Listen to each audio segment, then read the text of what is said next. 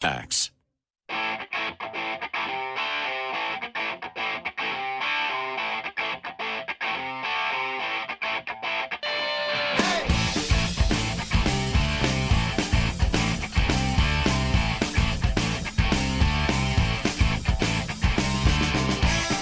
Hello and welcome to this, the Thursday, or as we like to call it around here, the Friday Eve edition of the Todd Veinotte Show. I'm Dan Alstrand, in for Todd this week, who is enjoying some vacation time.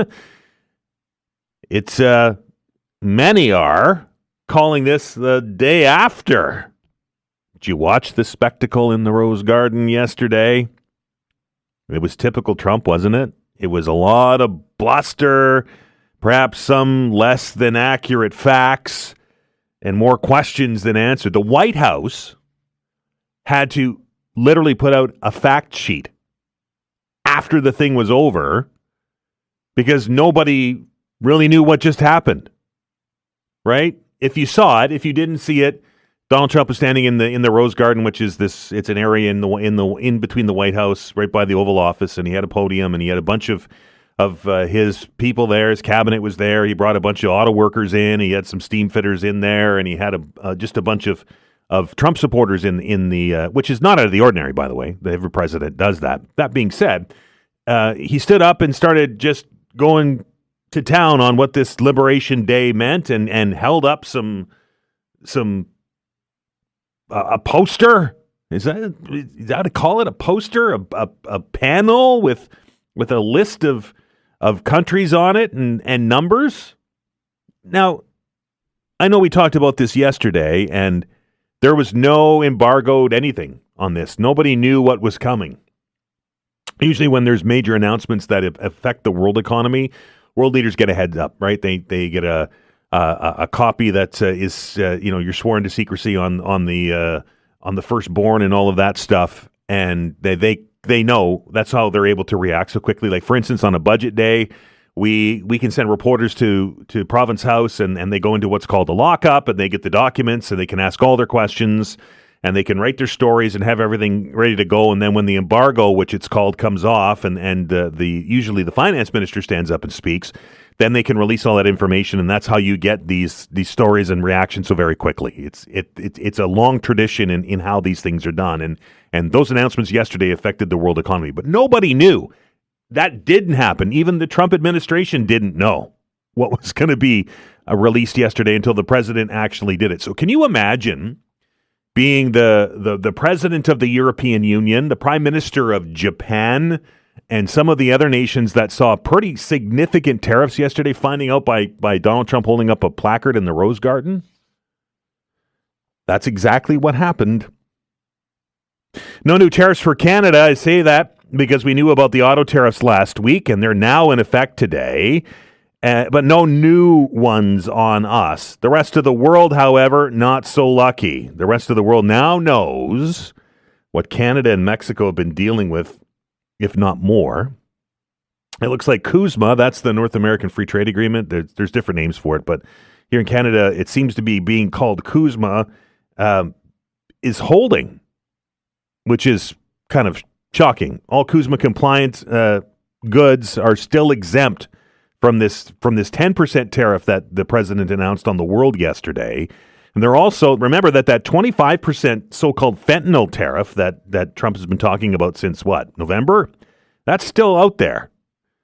But these CUSMA or these NAFTA 2 or whatever you want to call it, goods are exempt from that.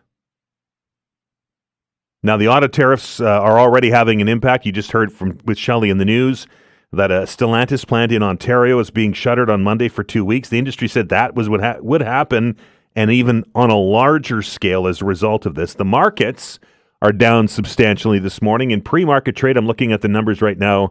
The Dow is down just over 1,200 points. The S&P 500 down 200 points, about 3%. And the NASDAQ down 4.3% at 865 points as investors finally figure out what was said yesterday and what was going to happen to who and how. Still lots of questions about how that whole thing's going to work. So yeah, we didn't see any new tariffs yesterday, and I think I may have even quipped about that. I didn't think that was going to happen. It did, but I don't think it was a win for us, for anybody yesterday, nor a victory. I think that the trade war has really now, the global trade war anyway, has just begun. Prime Minister Carney said yesterday the tariffs announced would impact the global economy and fundamentally change the international trading system. Now, he met with some cabinet committees yesterday, the premiers he's meeting with this morning. We did reach out to Premier Houston to come on the show today to talk about what Nova Scotia's response was going to be and the impact of these tariffs. But he is going to be tied up, apparently, with this First Minister's meeting. So he's choosing the Prime Minister over me and you, which I think we can give him that one, right? Anyway. What does it all mean for Carney, for Poilievre, for Singh, for all the others as we enter day number 12 of the federal election campaign? Yeah, there's still a federal election campaign going on. Completely off the radar, isn't it? Anyway, let's get some perspective on it. When we talk things federal politics here on the Todd Veinotte Show, there's usually one person that we go to, and that is our next guest, political scientist. I wonder if she got any sleep last night. That's Lori Turnbull. Lori, how are you? I'm okay. How are you doing? It was exhausting yesterday, was it not? I know. I got almost no sleep. It's hard to know how to deal with all of that. Right. And yeah, he's got his lists of countries, and you're going down, and you're like, okay, God knows why he came up with why this for some countries, this for another country. I think it's 34% for China. Yeah. So even aside from the implications for Canada of having the 25% on steel and aluminum and cars going in from Canada and the parts and all that, just what is now going to emerge as a global trade war, thanks to this guy, is just come on. So no, this is not fun. Yesterday, he was standing at that podium, and he had one of I think there was 4 or 5 lists of all these countries, and we didn't know that at the time. And he was standing there holding it because it was windy, and a little bit of it was below the podium. And I don't know if you were the same way that I was. I thought that's where Canada was, and I'm like, move the damn sign up, Donald. Right? I know. Yeah, let's see what we're going to be stuck with. But yeah, it was just crazy, honestly. And you can't really sit back and relax and say, okay, he's not going to hit us with this stuff, because God knows what he's going to do the next time. And it just seems like he's got this idea in his head that the problems in the American economy are everyone else's fault. So he's doing this global scapegoat thing. And right. So, I guess this is to finance the income tax cuts he wants to run. This is to finance the things he wants to do. And where does it end? Right. And of course, why is he doing, this is all a ridiculous idea. Why is he doing this to the American economy? All of their prices are going to go up. He was elected because people wanted him to fix the affordability crisis, and they weren't hearing enough of that from the Democrats. And now he's going to make all the prices higher. And oh my God, I don't know. I don't know how this works. It's just wild, and the lack of clarity through the whole thing. I mean, we're still digging into this and finding nuggets that didn't get announced yesterday. Yeah, and I think that's going to be the way. Right. And I think, I can understand the people who are saying, look, ultimately we should, we can be, not so much that we should be, we can breathe a sigh of relief for a minute that we weren't included on that list. Right. But I think, as we go on, we're going to see how that 10% on oil is going to affect us. We're going to see the 25% on steel and aluminum. We're already hearing about layoffs that are going to take effect very quickly because of what's going on in the auto sector. What did he think would happen? Really? Exactly. One of the sort of questions I had throughout this entire thing, particularly with President Trump focusing on Canada and Mexico, was where are our allies? Everybody was kind of sitting back and not wanting to, quote, poke the bear, right? Because they didn't want to feel the wrath of the president. Well, that was pretty obvious yesterday that tactic didn't work. Yeah, he's got the 10% applying to the UK. He's got, I think it's 20-ish% or something. I forget them all, but on the or even higher on the EU. Right. He's angry at the EU. He thinks that was created to somehow screw over the United States. He's decided clearly to pick a fight with China. A lot of the countries in the world that are economically struggling are he's been taking, he took aim at them, plus places that don't actually have people living there. So you can't make an argument that there's rhyme or reason to somebody putting tariffs on a place that's inhabited by penguins. Like, really, I cannot believe we're having this conversation. Right? But yeah, this is just crazy town. But it is. Here we are.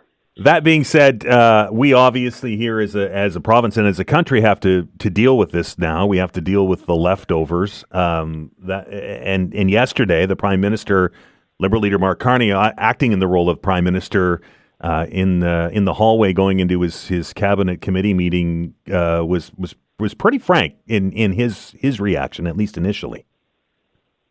Oh, yeah, because, I mean, even last week, Carney was saying, look, the relationship with the U.S.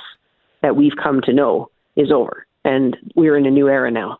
And I think no matter what Trump does, it's odd that he's had Canada in his sights this whole time, and not only about the tariffs, but also about this 51st state business. You get the sense that there is a broader agenda there, an expansionist agenda. But no matter what he does now, we can't, I think it's been made very clear to us how vulnerable we are to the U.S. We can't roll that back now. And I think whatever happens, there's going to be a lot of interest and desire and a sense of necessity around building up a stronger economy on our own and diversifying those trade partnerships so that when a Trump happens, we're not caught in the same circumstance where we have to be really afraid that all of a sudden everything is going to change at once. Pierre Poilievre has been criticized. The Conservatives have been criticized as of late of not being focused enough on the ballot question. How does he break through this with all of the focus being on what our response is going to be? As a candidate on the campaign trail, is his job more difficult now to explain to Canadians what he'd do? Oh boy, I think Poilievre is in such an just unenviable political situation.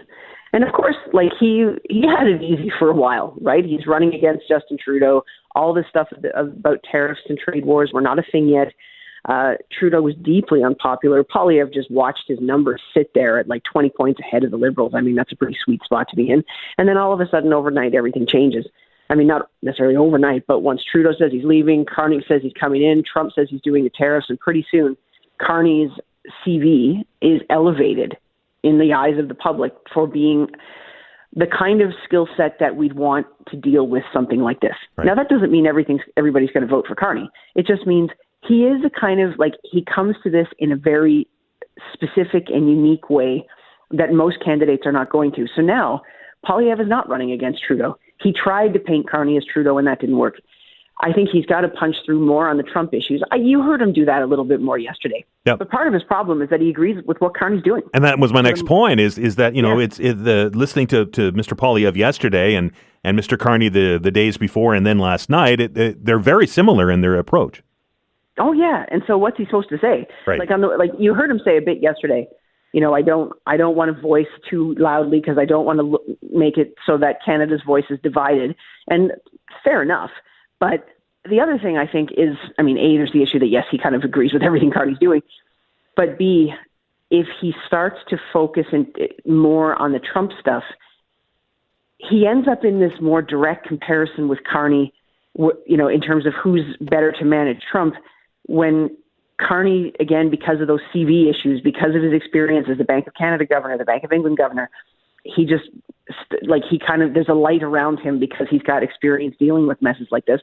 But that said, that's not a reason for Poilievre not to take this more head on. To me, he has to show how the affordability issues that he's been talking about all along are completely directly related to tariffs and will all get worse if these tariffs continue and if people lose jobs. And he is talking about that stuff, but he's having a hard time punching through for sure. And it's, with the short campaign, it's, each day is even more important because we only have, 20 some odd left. Yeah. It's a very strange feeling campaign because oftentimes people don't switch on to the campaign until the last couple of weeks. Right. And politicians are lining things up, but they don't necessarily get the engagement until people really start kind of thinking, okay, who am I going to vote for? I think the level of engagement with this election will actually be high because the stakes are so high. And for a while, it looked like, Carney and Poilievre were actually very, very close. Now most polls have Liberals with a clear lead. We'll see what happens to the smaller parties. Like, I thought Quebec was going to be a big problem for Carney because his French isn't awesome. And I thought, Blanchet with a Bloc Québécois is a really good politician. He's going to be able to land, some punches on Carney, and maybe we'll see him do that in the debate. But the Liberals are far ahead in Quebec, like 46%. So I was wrong about that. Quebec is not the obstacle for Carney that I thought it was going to be. The NDP, I looked at some overnight polls this morning, and over the last couple of days, they've slipped down to single digits now in support and continue to bleed voters. And it doesn't seem that Mr. Singh's able to stop the bleeding. Yeah, I think it's going to be really hard for the smaller parties this time around because there's so much focus on who do we want to lead the country in a time where everything's uncertain. And if you don't have a reasonable shot at forming government, like the smaller parties tend not to, it's going to be hard to convince a voter to give you their vote when it's like people are really focused on who's going to be the prime minister. I think, though, it doesn't mean it's a lost cause. And, we could see some surprises on election night, but I don't know. I'm just trying to be fair here. I think this really is shaping up to be a two-party election. Lori, as always, our pleasure. Thanks for having me. That is Lori Turnbull, political scientist from Dalhousie University. It must be just so frustrating for the Conservative Party to try and change the way that the wind is blowing politically, when really the only response from that Canadians will accept is what Mr. Poilievre has said, but it's very similar to that of what Mr. Carney is saying. So to show some kind of separation there it's extremely difficult. And let's face it, folks, and I know Todd's been asking the question for weeks, and I don't think it's going to change now between now and the end of the month, that this is going to be the ballot question, right? And how do you improve your standings with Canadians if really and truly the only real response Canadians want to hear is what they're now both saying? It's extremely difficult. And I know all campaigns are unique, and this one certainly is, but we'll have to keep an eye on it. We're going to continue our focus on the ongoing trade war with the United States. I have an event coming to HRM here this weekend. The term elbows up has become the rally cry for Canadians right across the country. We've seen rallies in places like Toronto this weekend at Alderney Landing. An elbows up rally is coming here. We'll tell you what it's all about when we come back. You're listening to The Todd Veinotte Show. I'm Dan Ahlstrand. We're back in minutes.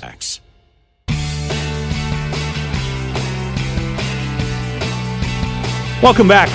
Dan Ahlstrand along with you here on a special edition of The Todd Veinotte Show as we dig into the tariff announcements, what was the Liberation Day that he called it yesterday, what it means to you, what it means to your family, what it means to your kids, what it means to your finances.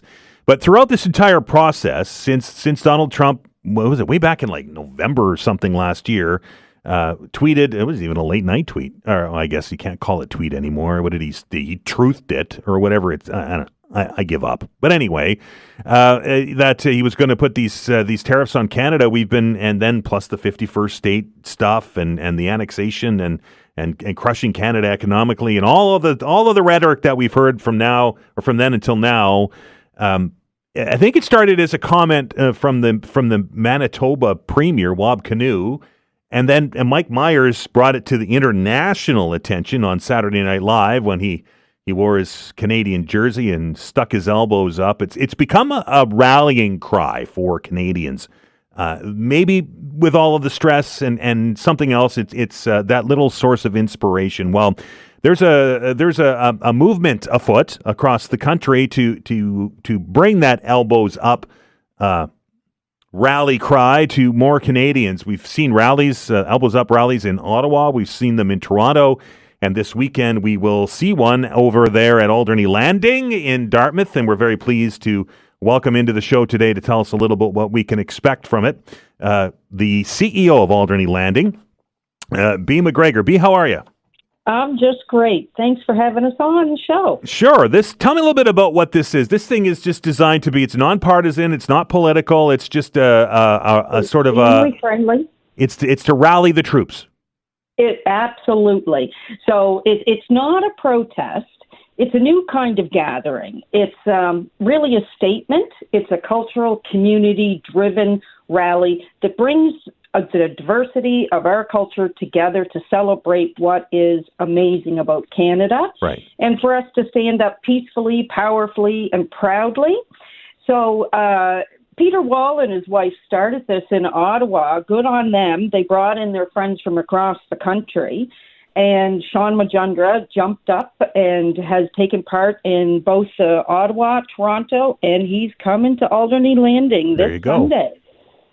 So what is it? Is it just we're going to get together, listen to some music, listen to some people talk, and wear our Canadian flags? Is that the idea behind it? Absolutely, and have a lot of fun while doing so. So the vibe is really, it's warm, it's a little DIY, right. It's full of good energy, it's unmistakably Canadian. So it's live music. We have Blueberry Grunt as the house band. Does it get any more Nova Scotian than Blueberry Grunt? No. Really? And then we have Cindy Day, who's emceeing, and she's phenomenal. Mm-hmm. Debbie from the Mi'kmaq Native Friendship Center. Right. She's our local resident elder, Debbie Eason. She's fantastic. Juanita Peters. I think everybody knows Juanita. From the African Society, right? Exactly. So she's taking her time out of filming to join us, and she's going to bring us some great messaging. Andy Fillmore, our mayor, Rouge Fatale, our drag queen, George Woodhouse, a folk singer. So, and of course, Sean Majundra.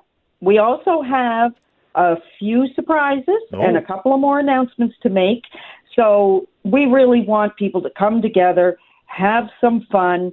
We're all in this stress together, and it's an awesome opportunity for us to share our respect and optimism and really our guiding principles that are founded in we are Canadian, it's nonpartisan, it's everyone is welcome, and I really think that people will regret if they don't come and rejoice if they do. What time does it start on Sunday?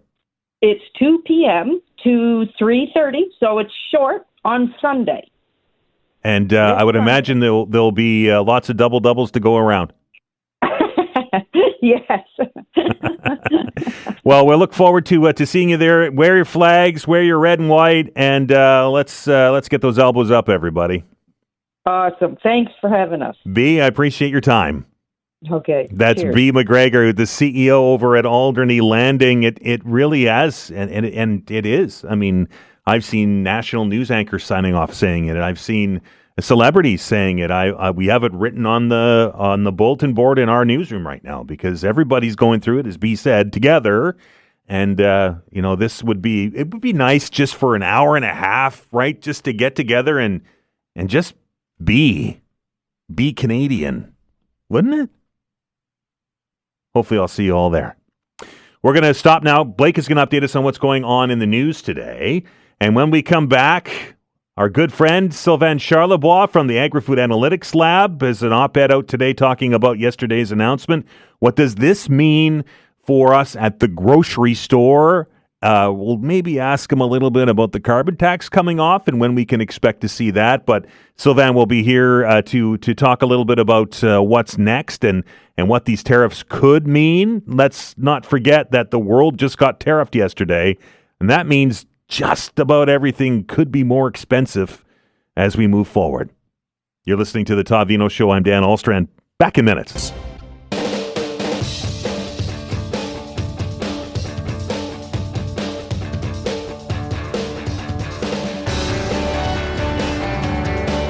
All right, welcome back. This is the Todd Veinotte Show. I'm Dan Ahlstrand. Hope you're having a fantastic day on this, the day after, right? Did you watch it? Did you pop your popcorn and gather in front of the television wherever you were yesterday to watch the unveiling of these things? And really, did you get anything out of it? Because most of us didn't. until we saw the actual documents after, and now the markets and the world is reacting to this latest round of reciprocal tariffs announced yesterday by Donald Trump. Canada exempted from this latest round, but the other ones that were already in effect are still there. Steel and aluminum still there. The auto tariffs went into effect today. That fentanyl tariff still there, although most things are exempt because of the North American Free Trade Agreement, or CUSMA, or however you want to call it. What does this all mean? How is this going to impact my wallet? Well, one of the biggest expenses we have outside of housing is that at the grocery store. And when it comes to grocery store things, we talk to Sylvain Charlebois. Sylvain, how are you? Hey, good, Dan. How are you? I'm good. Op-ed this morning said we're still at war with the world's largest markets. Can you explain that a bit? Well, I think everyone can actually be relieved by what happened yesterday. It was a good day yesterday for North America, and we have to include Mexico. The three countries do trade quite a bit when it comes to the agri-food sector. We're talking hundreds of billions of dollars. And so Americans won't necessarily be impacted at the grocery store, and it's the same in Canada. So overall, it was a good day, but of course, there's still we are still facing tariffs with the U.S. with certain products. You just mentioned steel and aluminum. That's certainly impacting our canneries out there. So everything that you buy at the grocery store that's in a can, manufactured in Canada, well, it's costing manufacturers more money, and we're starting to see some prices being adjusted as a result. And also, of course, we are facing tariffs with India on lentils. That doesn't impact the Atlantic, but with China, certainly, with new tariffs that were implemented on March 17th, we're still facing those too. And our lobster industry, seafood, all impacted by tariffs against China. So we're absolutely not out of the woods yet, but the signal that I got from the White House yesterday was Trump is going after the Asian Pacific market and Europe, and is likely going to rely on North Americans' economy to get through this. But I got to tell you, this morning I've been listening to American news, and I mean the American dollar is being hammered right now. Right, and so is the market. Yeah, absolutely. So the other good news is that our Canadian dollar is actually going up for the first time in many, many months. It's over 70 now, likely going to go higher. Our imports are going to get cheaper because everything we buy outside of Canada is in American dollars. It doesn't matter where it comes from. So I actually do see some good news on the horizon for grocery shoppers as the Canadian dollar gets stronger. And that President Trump is self-sabotaging his own economy. Oil prices, oil producing countries, at least 10% tariffs on them. That'll obviously get passed along. Do you have any concern that we'll see a spike, even though oil's in free fall today, that we'll see a spike because of that tariff? If a lot of economists this morning are saying the same thing. We're likely to see a recession in the United States, and that could impact many countries in the world. And what happens when there's a recession? Things slow down. And when things slow down, you need less oil. So I don't see how oil is going to get more expensive. Obviously the auto sector aside, but that steel and aluminum tariff, that one doesn't seem to be going anywhere, and it doesn't appear to be going anywhere soon. How long before, Sylvain, we start to see that and feel it at the grocery store? It depends. I mean, everything is tricky. I mean, yesterday was kind of the Apprentice-esque show in the Rose Garden. It was kind of surreal, to be honest. And there was a nice board held by the president, but there wasn't a whole lot of details. And so I think everyone is still waiting for more details in terms of how things are going to be rolled out. But there is one thing that President Trump didn't mention about Canada specifically, and that's with dairy and our dairy sector and supply management. Now, I didn't see that as a threat, but I certainly saw that as a presidential warning for our dairy sector moving forward. So, yes, we weren't tariffed yesterday, but my guess is that in months to come, whoever's going to be governing our country, that prime minister is going to go back to the table with President Trump and President Sheinbaum from Mexico. And I suspect that that supply management and market access will be on the table sure. But both Pierre Poilievre and Mark Carney have said that supply management is off the table. Yeah, but they can't say otherwise. Well, I get it. Because they lose their Quebec vote, right? That's really what it is. As an elected official, no elected official would dare say anything against supply management. You can't do it because politically, dairy farmers of Canada are so strong politically. I mean, they have hundreds of people on payroll, okay? They have 72 people. 72 people. Their role is just to manage the dairy farmer's reputation. So the blue cow and everything else, they have a lot of money. So not one politician would dare cross the dairy farmers of Canada. There's one person who did that, tried that, and now Maxime Bernier is out of his seat now. Sylvain, the President of the United States said yesterday anywhere between 250 and 300% tariffs on U.S. goods coming into Canada. Most people that I saw reacting to that yesterday say that's false. Is it? With dairy in particular, yes. You mean? Yes. No, that's true. Actually, that's actually true. So if you're, let's say, for example, you're a butter manufacturer in the U.S. and you want to import butter into Canada, you're up against a 298% tariff. So that's very true. There are exemptions. Because of CUSMA, of course. Right. But that exemption equates to about 2.8% of our entire milk market in Canada. So the other thing that I was surprised about yesterday is that we actually export now for well over $300 million worth of dairy products into the U.S. Right. Specialty products. I was expecting that to face a counter tariff. Did not happen yesterday, and that counter tariff could have been anywhere between 250 to 300%. It did not happen yesterday. Interesting, wasn't it? It just seemed that after all of these months and all of this rhetoric that he just, outside of mentioning, or as you say, a presidential warning on supply management, he really just didn't even focus on Canada at all. I got to tell you, I mean, I'm in Ottawa this morning, and I'm meeting some food manufacturers later today, and I got to tell you, I mean, a lot of food manufacturers were incredibly worried about April 2nd. They were thinking about moving to the U.S. or at least building a plant in the U.S. to service that market there because of tariffs. But now that seems to be off the table for now. I got to tell you, yesterday was a really good day for our agri-food sector. But like I said earlier, there are still some lingering issues with the top two economies in the world, China and the U.S., with some tariffs, and of course India as well, the most populous country in the world. So geopolitically, we need to up our game. Whoever's going to be in charge in a couple of weeks, we need to up our game, absolutely. So that very last question before I let you go, the Prime Minister, Mark Carney, yesterday in the hallway heading into a cabinet meeting said that we will fight this, we will essentially will be, rolling out some countermeasures. What should they be, if any?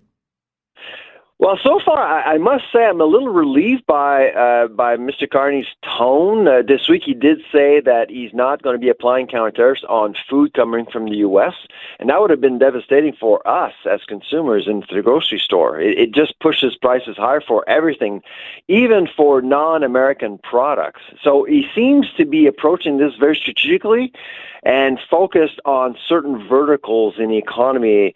The dollar for dollar response to me always scared me, that broad-based approach, because it just only hurts Canadians, and that doesn't seem to be the case with Mr. Carney, and I hope he actually stays on that path. Sylvain, appreciate your time, sir. Take care, Dan. Bye-bye. That is Dr. Sylvain Charlebois from the Analytics Food Lab at Dalhousie University, as we continue to try and give you a little perspective on what was announced yesterday and what it means to you. How is this playing south of the border? We heard a couple of days ago and yesterday that the governor of Maine was raising some alarms about this, the Emergency Act that the president has enacted to do these tariffs. There was a vote yesterday in the Senate that passed, surprisingly, which caught a lot of people off guard. Obviously, it's not going to go anywhere. It has to go through the House yet. But how does yesterday's announcement fall out in our neighbor to the south in Maine? We're going to stop down, take a break. When we come back, political science professor at the University of Maine, Mark Brewer, will be our guest. You're listening to The Todd Veinotte Show. I'm Dan Ahlstrand. We're back in a minute.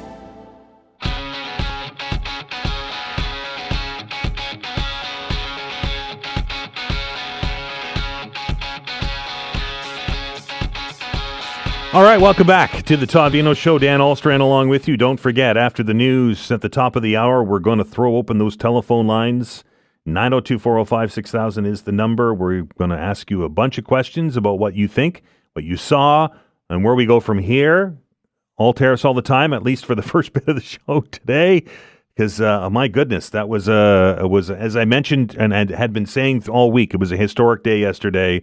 And maybe not the worst case scenario as many had predicted it would be for Canada yesterday, but certainly not a win. And I disagree with Sylvain Charlebois that there was a good news day yesterday. It wasn't.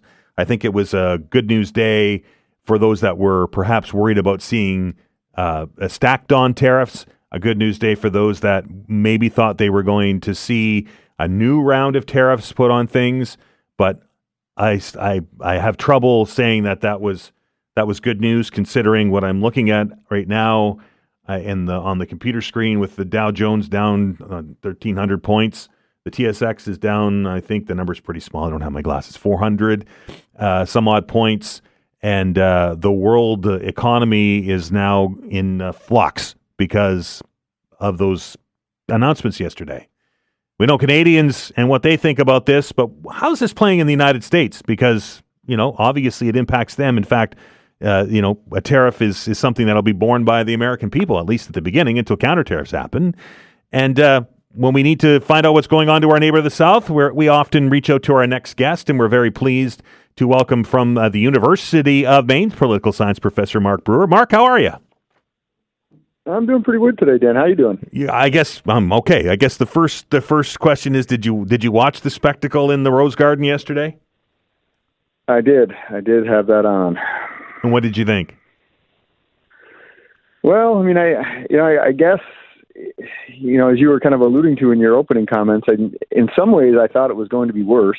So, I mean, it was bad in my opinion, and that's obviously a normative judgment, and some people could disagree with that.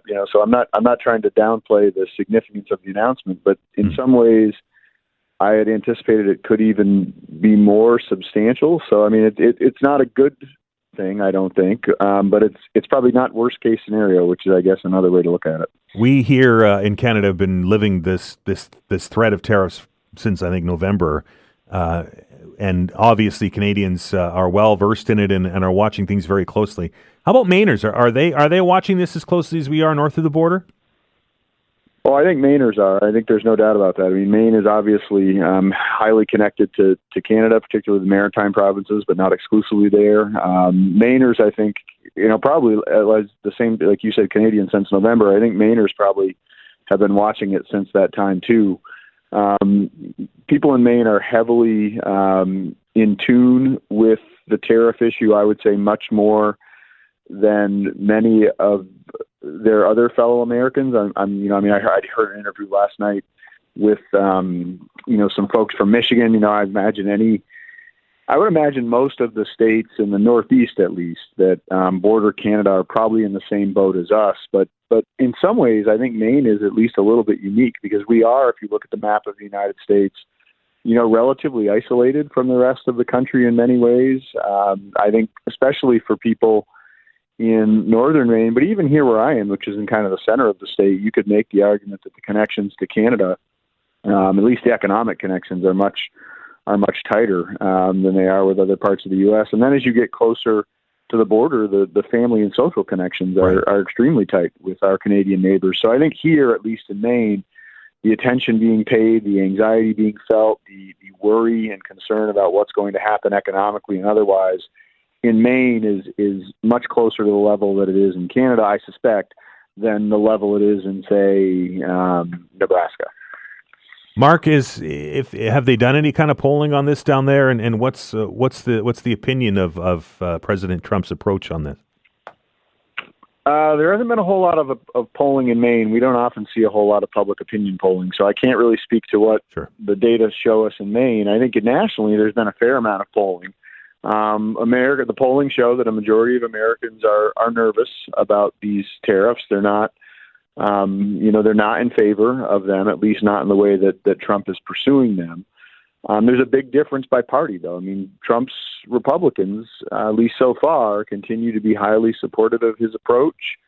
Democrats and independent voters are heavily opposed. So at least right now, Trump's base is sticking with him on tariffs. It will be interesting to see if that continues as the economic pain that many economists predict is going to happen, if that happens and as it kind of flows through the American economy and the American public, whether or not Trump supporters stick with him on this. Because we know from the polling before the election, Trump got elected because of the economy in no small part, but the biggest economic concern was Trump coming in and bringing down inflation, not tariffs. And if you believe economists, of which I am not one, but the economists would tell you that tariffs are almost certain to raise inflation, which is the opposite of what Americans wanted Trump to do.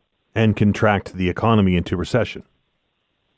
That's the opinion of many economists, and that's what history shows us. So it's not doesn't seem to me that those two things are what Americans who voted for Trump in the hopes that he would improve the economy were looking for him to do. Mark, there's a movement here in Canada to raise our concern with our dollar, and many have decided or are deciding to not visit the United States this year like they normally would. What are you hearing on that file down there? Tourism operators, that kind of thing. Are they feeling the pinch yet? Oh, in Maine for sure. I mean, it's almost like a five-alarm fire. I mean, a huge amount of Maine's economy comes from summer tourism.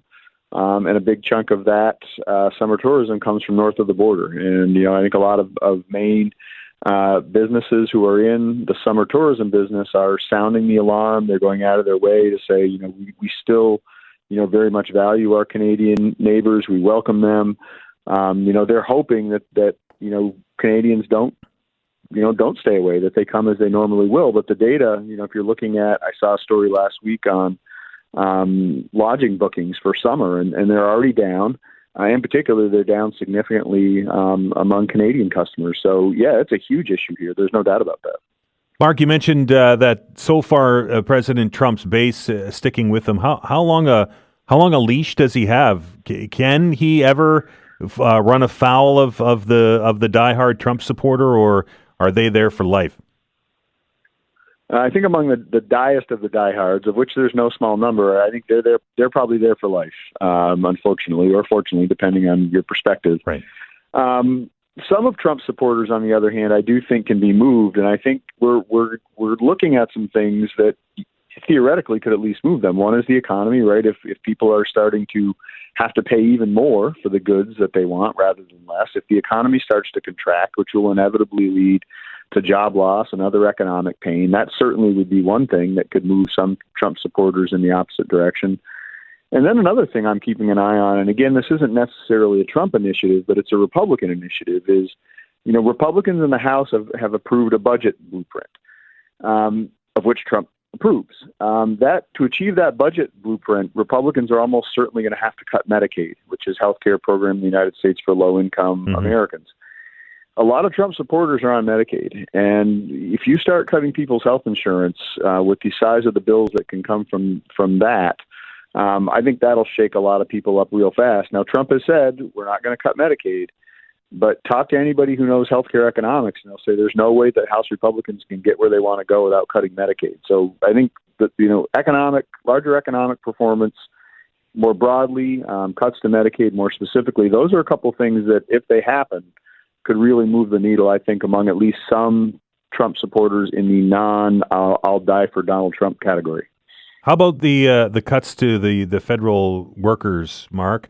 We've seen Elon Musk and his Doge and all of that thing. Will that have any kind of lasting impact on the president's popularity? Well, I think it will more broadly, certainly. It's already having an impact. I think, that many Americans look at these cuts and say, well, okay, this is going to do very little to address the spending problem that the United States federal government has. And I don't think anybody's going to debate that there isn't a problem with the national debt and the deficit. It's a problem, right? Everybody admits that. But the federal workforce is a small sliver of that problem. Making these draconian cuts that Musk is making is a drop in the bucket on the federal bottom line. And the downside is you're cutting out huge amounts of capacity and expertise, which have been developed over decades. And again, I think a lot of people would agree that there was a careful examination needed and maybe some reform needed, but not with a meat cleaver, which is what Musk is doing. I mean, Trump often talks about how we're going to approach this with a scalpel, which I think most Americans probably would have approved of. That's not what's happening. So broadly, this is going to impact Trump's popularity. If we're talking about among his base, I think we'll have to wait and see until certain programs are impacted, which we're starting to see now.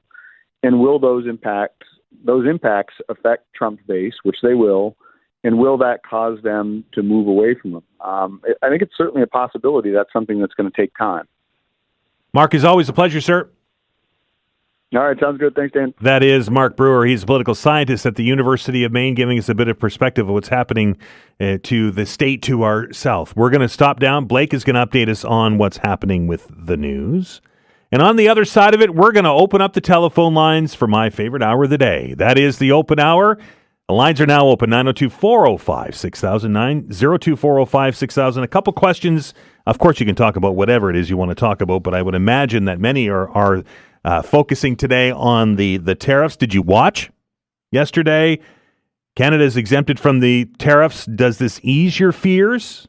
Or are you now more concerned about our economy? And the Prime Minister yesterday saying that we're going to retaliate. Premier Ford, of all people, said, no, hang on, let's just wait a minute here. What should Canada do? Should we retaliate, or should we just let the bear be the bear? 902-405-6000. That's 902-405-6000.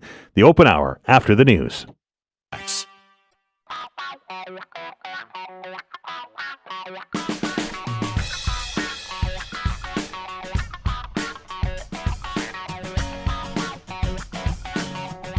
Welcome back. Dan Alstrand here along with you. It's time now for the open hour. 902-405-6000. That's 902-405-6000. That is the number if you want to talk about whatever it is on your mind today. Of course, that's what this hour of the program is designed to do. I do have some questions that I'm interested in your thoughts. The first one was, did you watch as I've been calling it, the spectacle in the Rose Garden yesterday? Canada, at least today, exempt from these reciprocal tariffs. Does this ease your fears? Sylvain Charlebois said it was a good news-ish day yesterday, at least for the agri-food sector. I think that it was a better than worst-case scenario day. I wouldn't call it a win. I wouldn't call it a victory. I don't even know if I'd call it a good news day, considering the impact that those worldwide tariffs are having on the markets, which will lead to or could lead to a recession in the United States. And do you remember the old saying? I remember Rick Howe telling me this saying many, many times during his time inside this Rick Howe studio, is that if America sneezes, Canada catches a cold when it comes to the economy. If the American economy contracts, will our economy contract? Are you more concerned now? Are you less concerned now? Prime Minister, of course, yesterday saying that we will fight, we will respond. Premier Ford this morning, or maybe it was last night, said that hey, we should just hang on. Let's just take a breath. Let's let this work its way through. We shouldn't counter tariff now. What should we do? 902-405-6000 is the telephone number. Again, it's 902-405-6000. We begin with Jim. Jim, how are you? Good morning, Todd. How are you? Well, it's Dan, but I'm good. I'm sorry, Dan. I'm sorry, all this stuff. Anyway, I'm sorry. I apologize. I get it. Everybody's a little stressed out these days. Yeah, I did. If I can start off just for one quick comment. David was on your program earlier about the guns, the violence in the city. Yeah, yes. Yep. Yeah, I just want to say that, if he's listening, keep carrying that torch that you're going to ignite some interest. I think if he keeps at it and people like him in their communities, I think he'll do well. He'll get discouraged for a while, but I would encourage Dave not to give up. So having said that, I would just like to comment on one comment that I made during the week. Jim, just very quickly, just before I forget on that point, I did say that we were going to reach out to HRP to have the chief come on. The chief will be joining this program next Friday. So a week from Friday, the chief will be on the program. So make sure you lock it in here. Yeah, excellent. Good job. The other thing is, I mentioned the comment about one of the strategies that you would use to fight this stuff would be to flood your neighborhoods that are victimized. Yep. That's only one small component of the overall strategy. I didn't want to leave the impression that that's the only thing you should do. That's not correct. Having said another thing, now, the tariffs. I watched it last night. Yeah. And what I was looking for, Dan, was how is he going to affect the world? Because he kept saying that he would lay tariffs on all the countries in the world as best he could, which he did. He certainly did. Exclusion of Canada. So, I think I was expecting the auto thing to stay in place to 25%, which is devastating. Right. You just have to drop into a dealer anywhere around here and talk to the staff. They're really under stress. They have no idea what's going to happen. But I was more concerned with the international implications, and I think that what bothers me the most is that I think it's going to affect. It could bring us to a world, recession, and I think that's very serious. So on that end, I listened to the comments from Mr. Carney, your Prime Minister, and also Polyev and the NDP gentleman. And I'm not going to be saying that the Liberals are doing well, and I'm not even going to be arrogant enough to say that that's great. What I'm going to say is that we do need somebody at the helm that has the curriculum vitae to really take on this economic problem. So I'll leave it at that. But, I think we're in dire straits now. I don't think it was great news yesterday, like you said, at all. I think we're in a serious situation with a world crisis now. It's not just Canada versus Mexico and the U.S. It's definitely a world crisis. So Canadians get together. We're going to need more than elbows up, I can tell you that. Instead of slogans, we're going to need somebody at the helm that knows what they're doing. Jim, great call. Appreciate it, sir. Take care. 902-405, it's that easy. 902-405-6000, 902-405-6000. Canada exempt from the reciprocal tariffs yesterday. The other ones that we knew about still in effect. Does it ease your fears, or are you more concerned now? I'm more concerned now. Jim's more concerned now with the impact on the global economy. How does it make you feel?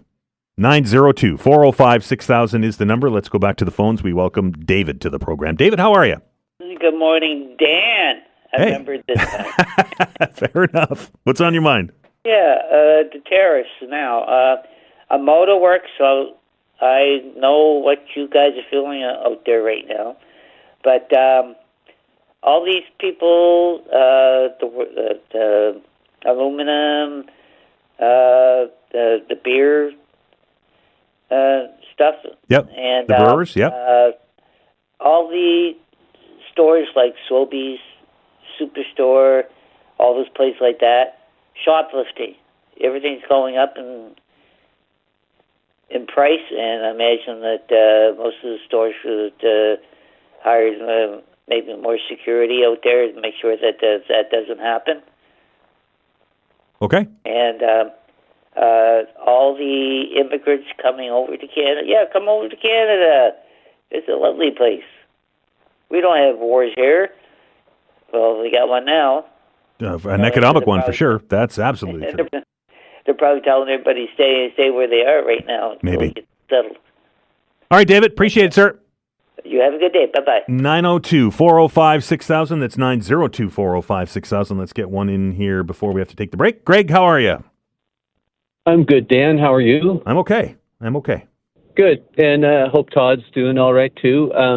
I think this is probably the trickiest time politically for Carney because, first of all, my opinion, and I imagine a lot of people's opinion, is that you just can't trust Trump, obviously. I think that's pretty obvious. But from a political point of view, Carney has to be walking a tightrope right now. if Trump had just hit us as hard as he had some other countries yesterday, then our full force response to the extent we could would be understood, and Canadians would continue to back Carney. But with this sort of middle approach that they have taken, I think it does two things. And one is, any of the voters in Canada that have gravitated towards Carney because they thought we have to be sort of one voice in this may have slid back a little and reevaluated whether their support for Carney is necessary because we're not hit as hard. If that doesn't work, the other side of it is if Carney does respond, and it doesn't matter what word you call it, retaliation or otherwise, Trump may, before our election, really hit us even harder, and then the Conservatives have a position in which they can say, look, he's blowing it. We had something that wasn't catastrophic, and now we do. So I think politically, Carney has a really, really tricky moment here in how he handles it and how he responds. And at the end of the day, whether Carney wins or Poilievre wins the next federal election, Trump will hit us hard again. So I think this is just a short-term tactical response by Trump that he has left with a couple of options in which he can hurt the Liberals and potentially have a little bit more user-friendly leader in Canada going forward. So it's going to be really interesting politically, but at the end of the day, Trump is a clown, sociopathic clown, and he can't be trusted for anything. So we do have to stick together, in my opinion, Dan. All fair points, Greg. I appreciate it. Okay, bye. 902-405-6000. That's 902-405-6000. The open hour continues on the other side of the break. This is the Todd Veinotte Show. We're back in minutes. Thanks.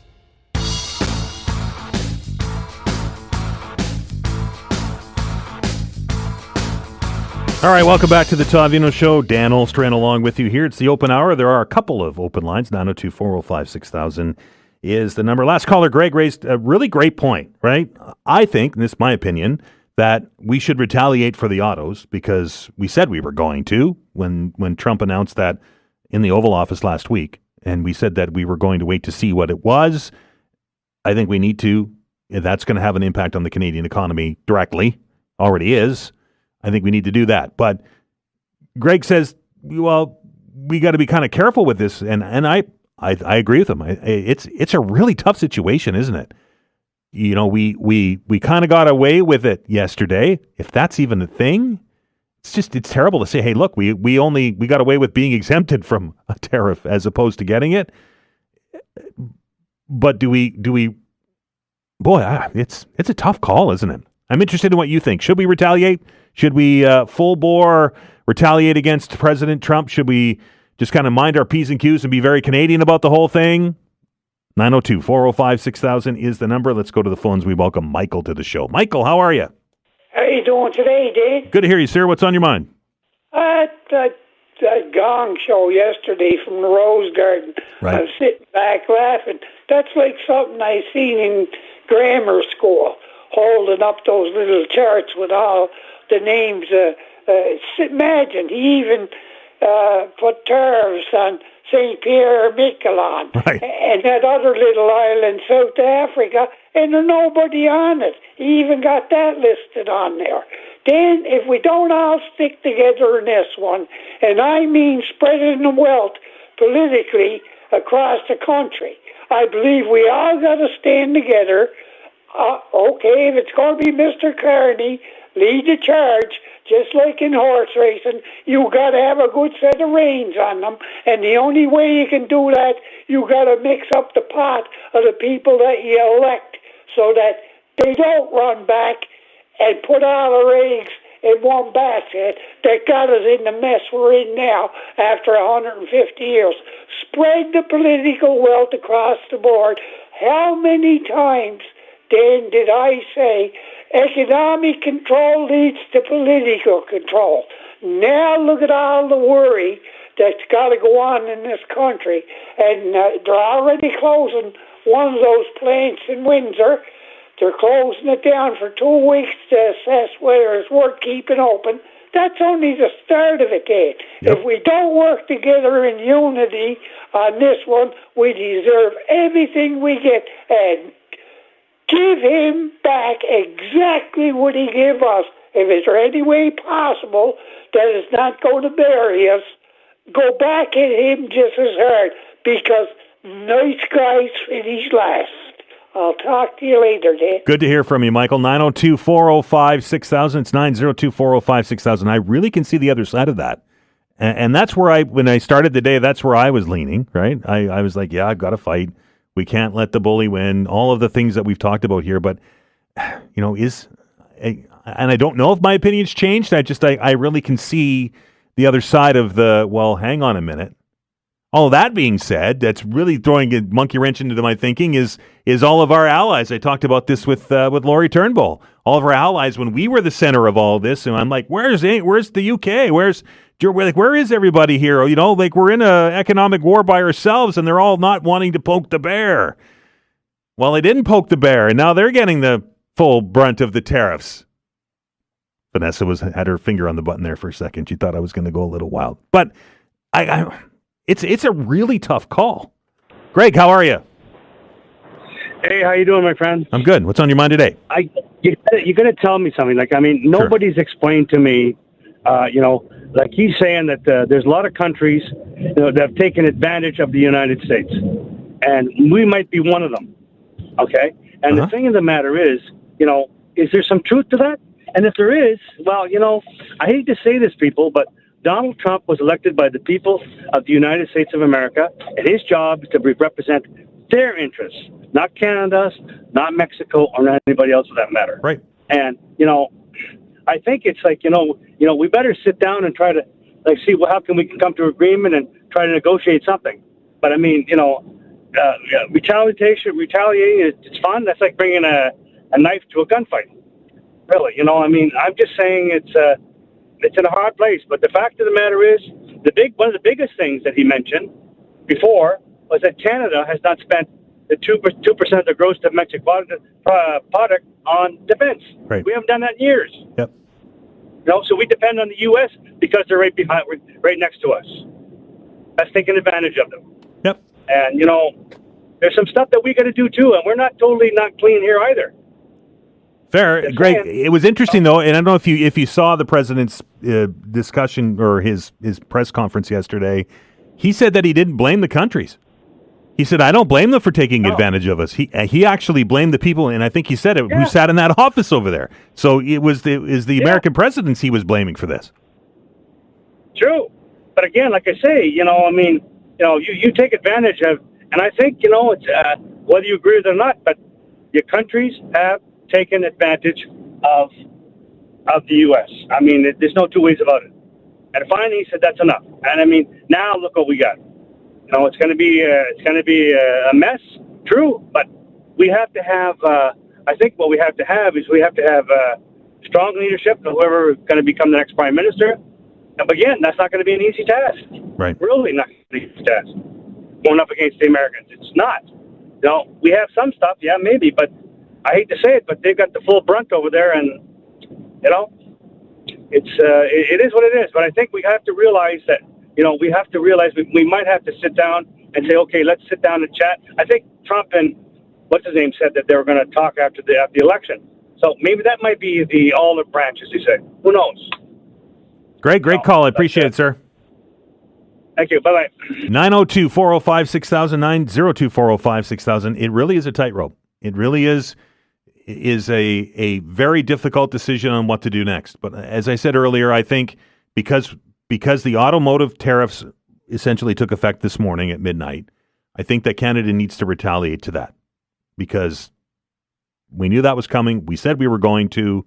I think that needs to happen. But what happens from there, I could see it going either way, right? And I'm certainly not an economist, nor do I play one on television. Let's grab one more call before we go to the break, and we welcome Chris to the program. Chris, how are you? Hey, Dan, how you doing? I'm doing okay for an old fella. Good to hear. I don't know where to start on this thing. It's been going on for a while now, and I believe that where my take on it is Canada, we got our own crisis going on in this country right now that we need to focus on Canada. I don't think we're getting too fixated on what's going on down south of the border. Mm-hmm. Trump is a monster that was spawned, and it's been coming for a while. It's been spawned by the whole society down there, the American, the aggressiveness. It's just they're a different society than we are. And this guy was spawned by the U.S. and what's going on down there, and I believe we should let them handle it. And I believe they will handle it on their own without any interference or any pressure from Canada. That being said, Chris, how long and how much damage can that monster, as you call him, do in that time? I don't believe he's going to make it through the year, Dan. That's really? my prediction. Okay. I don't think he's going to make it through the year. The cracks are already starting. The shine's come off the armor. People are starting to wake up and realize that all of this rhetoric is fine. It's all drum beating and flag waving and all that, but there's no substance. There's things are starting to happen down the States already. The backlash from it. This recent thing in the Senate. Right, yesterday. Yeah. The honeymoon's over. You're always going to get those diehards. I mean, you're going to get those guys no matter what. But I think the United States, they have more checks and balances in their political system to deal with stuff like this than we do in Canada. And I believe that they will internally, they will take care of this. Because if you listen to the guy speak, now I don't know what, I'm not a medical person, but I believe from listening to him speak, say his first term and now this term, I think whatever mental illness this guy is suffering from is starting to take a hold. His speech, his manner of speech and everything else, it's showing. And they have things in place to have him replaced if he is found to be mentally unfit for his position. And I believe that they're already starting to regret their choice. As Canadians, we need to stay Canadians. We don't need to get down in the muck and fight and tear like them. Because if they can change who we are as Canadians, then they've won. He's won. We're perceived around the world in a certain way, which to everybody that's going, we don't spend enough money in defense. We don't have to spend that much money on defense because we don't run around the world making enemies wherever we go. In the American economy, for how long? It's not based on it, but a big part of their economy is their military machine. Right, totally. I mean, you look at the money that they spend in defense, but that money goes back into their economy. So it's one of those things where it feeds on itself. So they need a large military. It's just the way their economy is based. I think what we need to do now, we have an election coming up, and it's a critical one. We're at a junction in this country where either we move forward or we stay with a repressive government that we've had for the last 10 years that's strangling our resources and they're keeping us weak. The policies that the last 10 years has got this country where we cannot expand. I mean, I don't know if you remember, but quite a while ago, just quick because you got other callers. I got to get to the news, yeah. There was a time when I remember the Canadian dollar was worth more than the American dollar, and our energy companies were going south of the border buying up stuff like left, right, and center to the point where the Americans were getting afraid that Canada was going to take them over. So we have the capabilities, but we need to draw on our horns and keep clean our own house, I guess is what I'm saying. Never mind what's going on down there, clean our own house. But as far as the tariffs, yeah, we have to answer the auto one. But other than that, no. We take the high ground and we stay Canadians, and that way we have the rest of the world backing us. Chris, that's the way I see it anyways. Chris, I appreciate your call, sir. You take care. Going to stop down, take a break. The dollar went par when the American economy failed. And that was after the housing crisis. I do remember it, but I would be shocked if we ever saw it again. I'm already late. Vanessa's yelling at me. We're going to continue the open hour on the other side. You're listening to The Todd Veinotte Show. I'm Dan Olstrand. Back in minutes.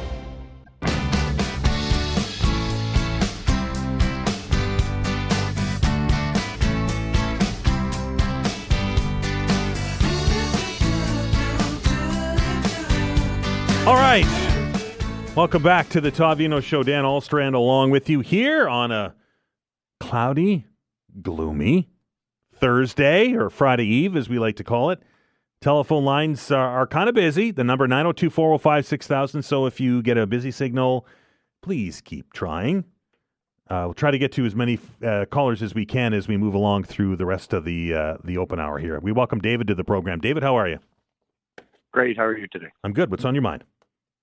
First, hats off to you, your staff, your radio station for pushing this issue with the gun violence in the city.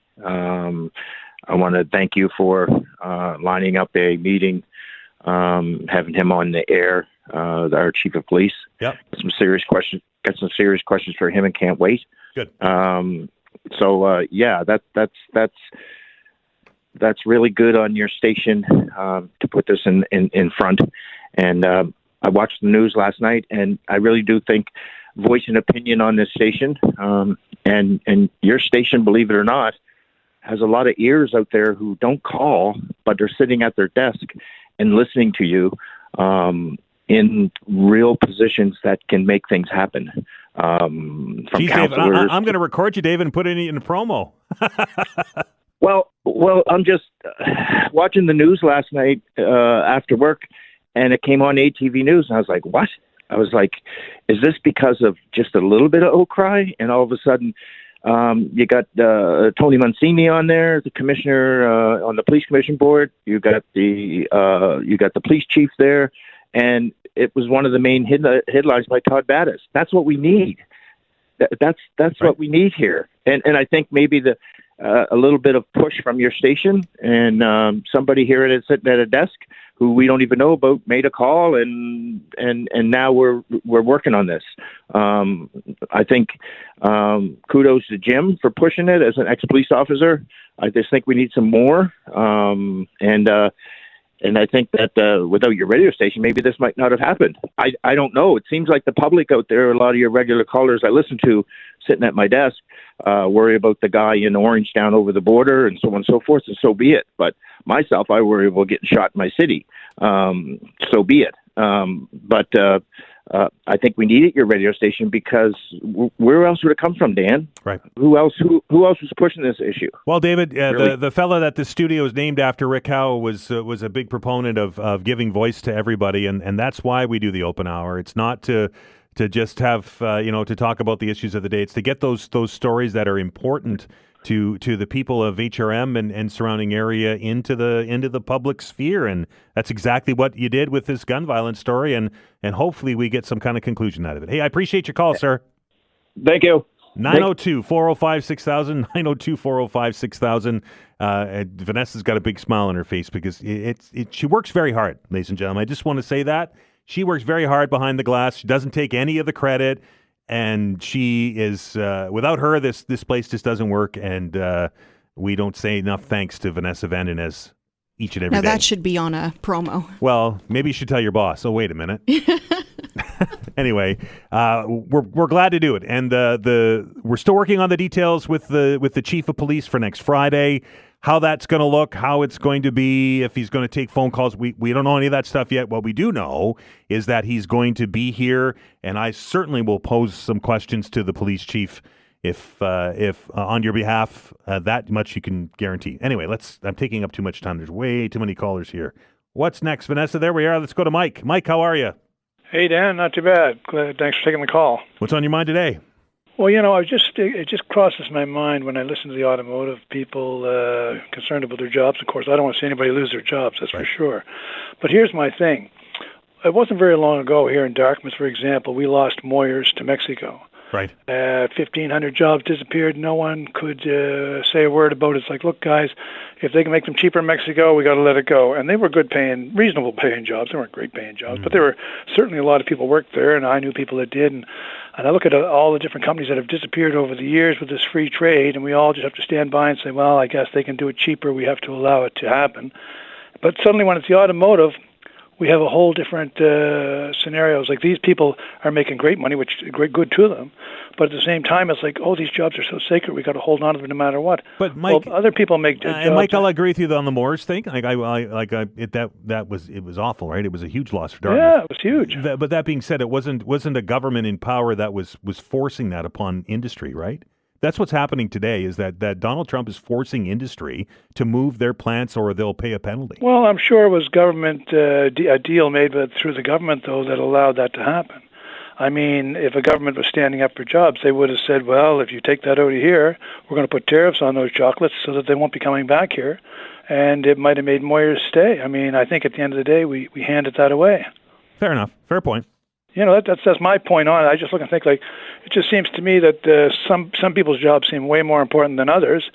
And I think really we should be looking at ways to get more jobs into the country as it is. We've got a lot of immigration, and I think all we're doing right now is selling cement and building stuff. But as soon as the immigration stops, we're going to have a major problem with where's everybody we're going to work at. I don't see any industry taking off in here that's hiring on a lot of people, especially with good paying jobs. Good call, Mike. I appreciate it.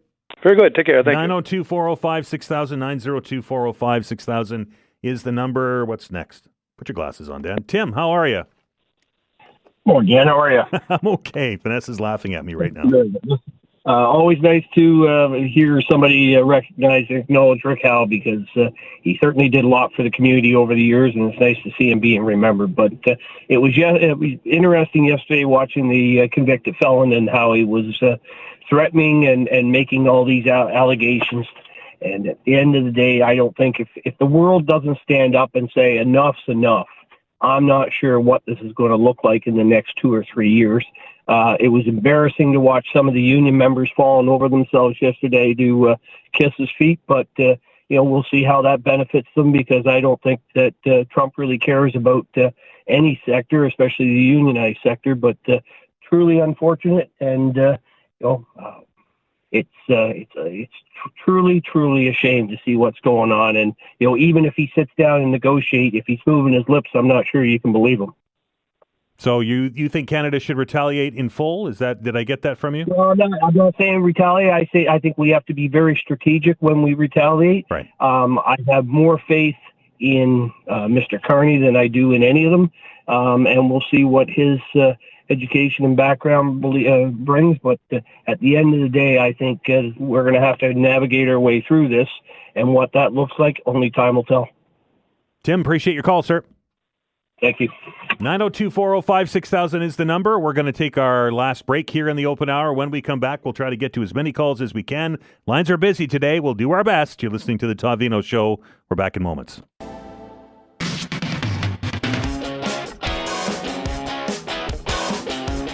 Welcome back to the Friday Eve edition of the Todd Veinotte Show. This is the open hour. The number 902-405-6000. It's 902-405-6000. We got lots of calls, so let's see if we can get through as many as we can before the top of the clock. We welcome William to the program. William, how are you? Yes, good morning. What's on your mind? I have just 3 quick comments that I want to make. Sure. First off, the fact that I've heard a number of your callers, and unfortunately I don't listen to your program every day, but this seems to be a regular theme. The idea that Canada is taking advantage of the United States is just, I don't understand how people can even come to that. Even the Americans, they basically own this country economically, from Walmarts to whatever. So, the fact is that we've been side by side with them every step of the way. And the idea we're taking advantage of them is ridiculous. So, Okay, your second point. Are you still there, William? Why should we have to end up paying taxes? This stuff is all going to blow back on Trump at some point, or the Americans. Okay. Yeah, they're the ones that are going to be paying the tariffs. Right. So, why should we increase our prices by putting tariffs on them? Yes, a lot of your callers said we need to be strategic, and I think that's what they're saying. The last thing is that the idea that the last 10 years under Trudeau has been disastrous just doesn't, seems as a lot of your callers are very uninformed. Yeah, a lot of us didn't like Trudeau himself. Maybe they didn't like his personality. I don't know. Maybe they didn't like his hairdo. But the fact is that Trump himself was basically saying that how hard Trudeau has been on the Americans and this and that. Just because he didn't roll over and kiss the ring is enough for me to say he did a reasonably good job. So that's all I wanted to say. Thank you very much. Appreciate it, William. 902-405-6000. I think taking advantage is a matter of perspective. And here's my thought on that. If I build a widget, right, pen cap, just because it's in front of me, and I import my product or my raw materials, or I get my raw materials from Canada, doesn't matter. My cost of building my pen cap is 25 cents. And I can sell it, and people will buy it at, I don't know, $5. Right? I'm going to sell it at $5. So, and I know this is very simplified, and I know that the geopolitical and global economics is much more complex than this, but this is the way that it works in my brain, and maybe I'm wrong. I'm certainly not an economist. But if I could sell my pen caps for $5 in a market, then I'm going to do that. So that means I would be taking advantage of said market, right? Because I'm importing my product at 25 cents, but I'm selling it back at $5 after after there's value added to it, let's say. Who wouldn't do that? You're going to say, well, it cost me, my raw material cost is 25 cents. I put it in my 3D printer or however I make them, and then I ship them, but I don't want to take advantage of the customer base, so I'm going to sell it for 75 cents. So I'll make a little bit of a profit, but not too much. That's definitely not how the free market works. It's definitely not how Donald Trump works. So I think it's all a matter of perspective. We welcome Bernie to the program. Bernie, how are you? Good morning. Good morning. Being a new Democrat, I like to echo what Jagmeet Singh, his answer to hitting back with tariffs. I believe Doug Ford and the Liberals and the Tories, there's a lot of noise on the stairwell, but no one come into the room. When you take on a bully, you take him on. You can't hold back. We're going to suffer short-term pain for it, but it'll make the character of the country a lot stronger going forward. We got to develop our own industries, and we got to become less dependent on the United States. And I think the whole world is going to isolate the United States, and that it's going to backfire on them in the long run. Bernie, appreciate the call, sir. Okay, bye. I think Jagmeet Singh said we have to fight like hell, I think was the quote. 902-405-6000. Whoa, let's go to Kurt. Kurt's been on hold for a long time. Welcome to the show, sir. Hey, how are you today? Good. What's on your mind? Well, I just want to bring up a couple things here. Like, I've been listening I'm a listener. I listen a lot. And good, appreciate that. Thank you. You know, there's a lot of discussion here, and I think what people are getting away from is the fact that for the last 10 years, the media has done nothing but bash Donald Trump for all the good, the bad, and the ugly. He's got no good press whatsoever. Okay. And to be quite frank, either has any conservatives in this country. Now, we know that the liberals censor our internet, so we know that they own all the radio stations and the news, Kurt, right? Can you explain to me how the liberals censor your internet? Isn't there a bill put through that there's our internet censored? No. The bill, the bill that you're referring to is that's the Google bill, right? And that is that those organizations are refusing to put our content on because the federal government wants them to charge or to pay for the news that they use. How is that censorship? Well, there is censorship there. I'm not going to get an agreeing, so do you. But anyways, Canada has tariffs on the United States as well, right? Cars, steel, aluminum, copper.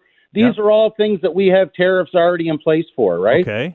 So the liberals for the last 10 years have absolutely decimated this country, and instead of stepping aside and letting new government come in and take over, which we know is going to happen anyway, the conservatives are going to lead with a landslide victory, right? Like, I mean, I know the polls and the media won't tell you that, right? But they did the same thing with Harris, said that Harris was only trailing by a couple points and this and that, right? Landslide victory for the conservatives down there, and for the conservatives here, it'll be the same, right?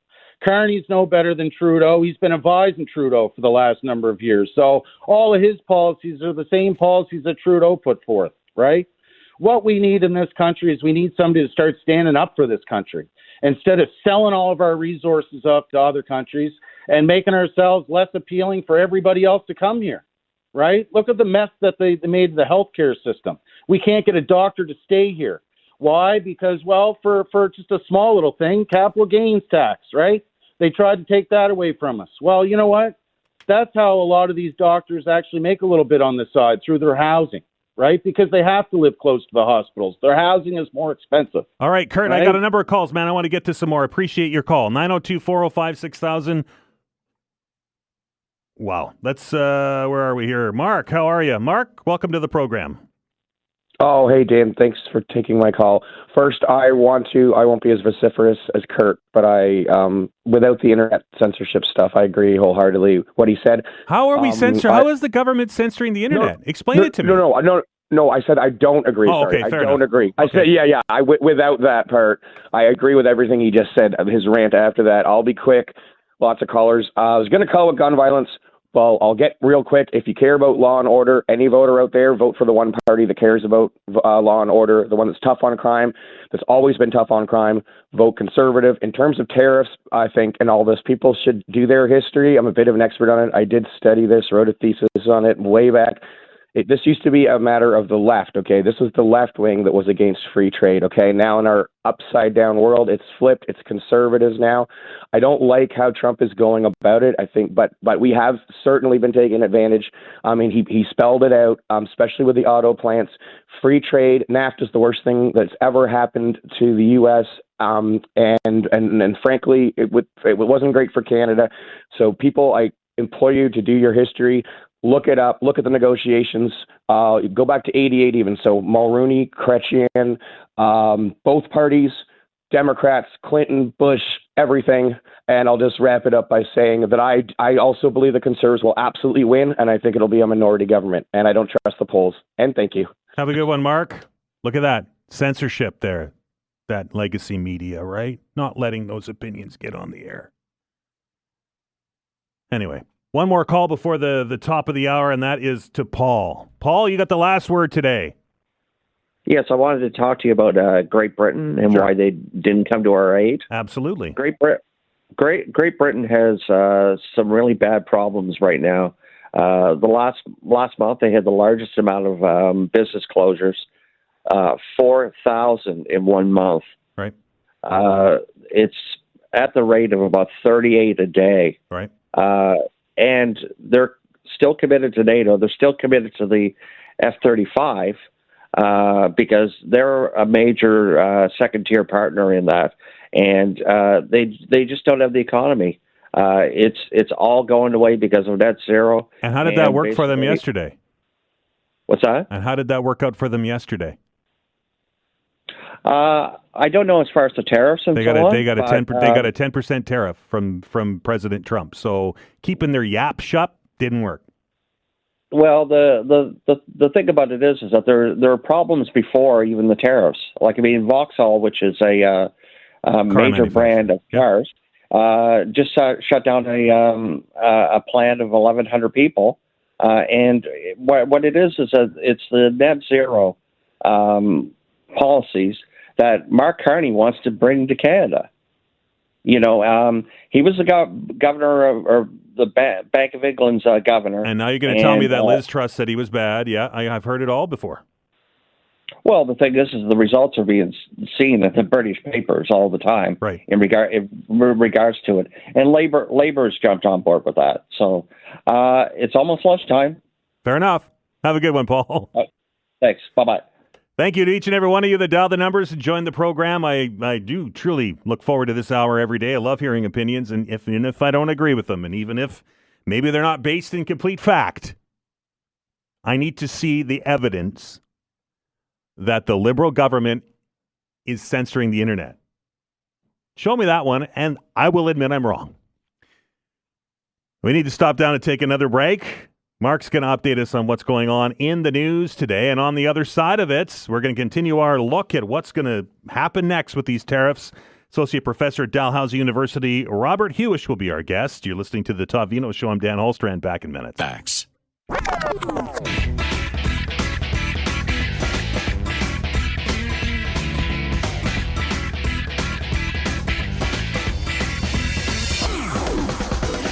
All right, welcome back.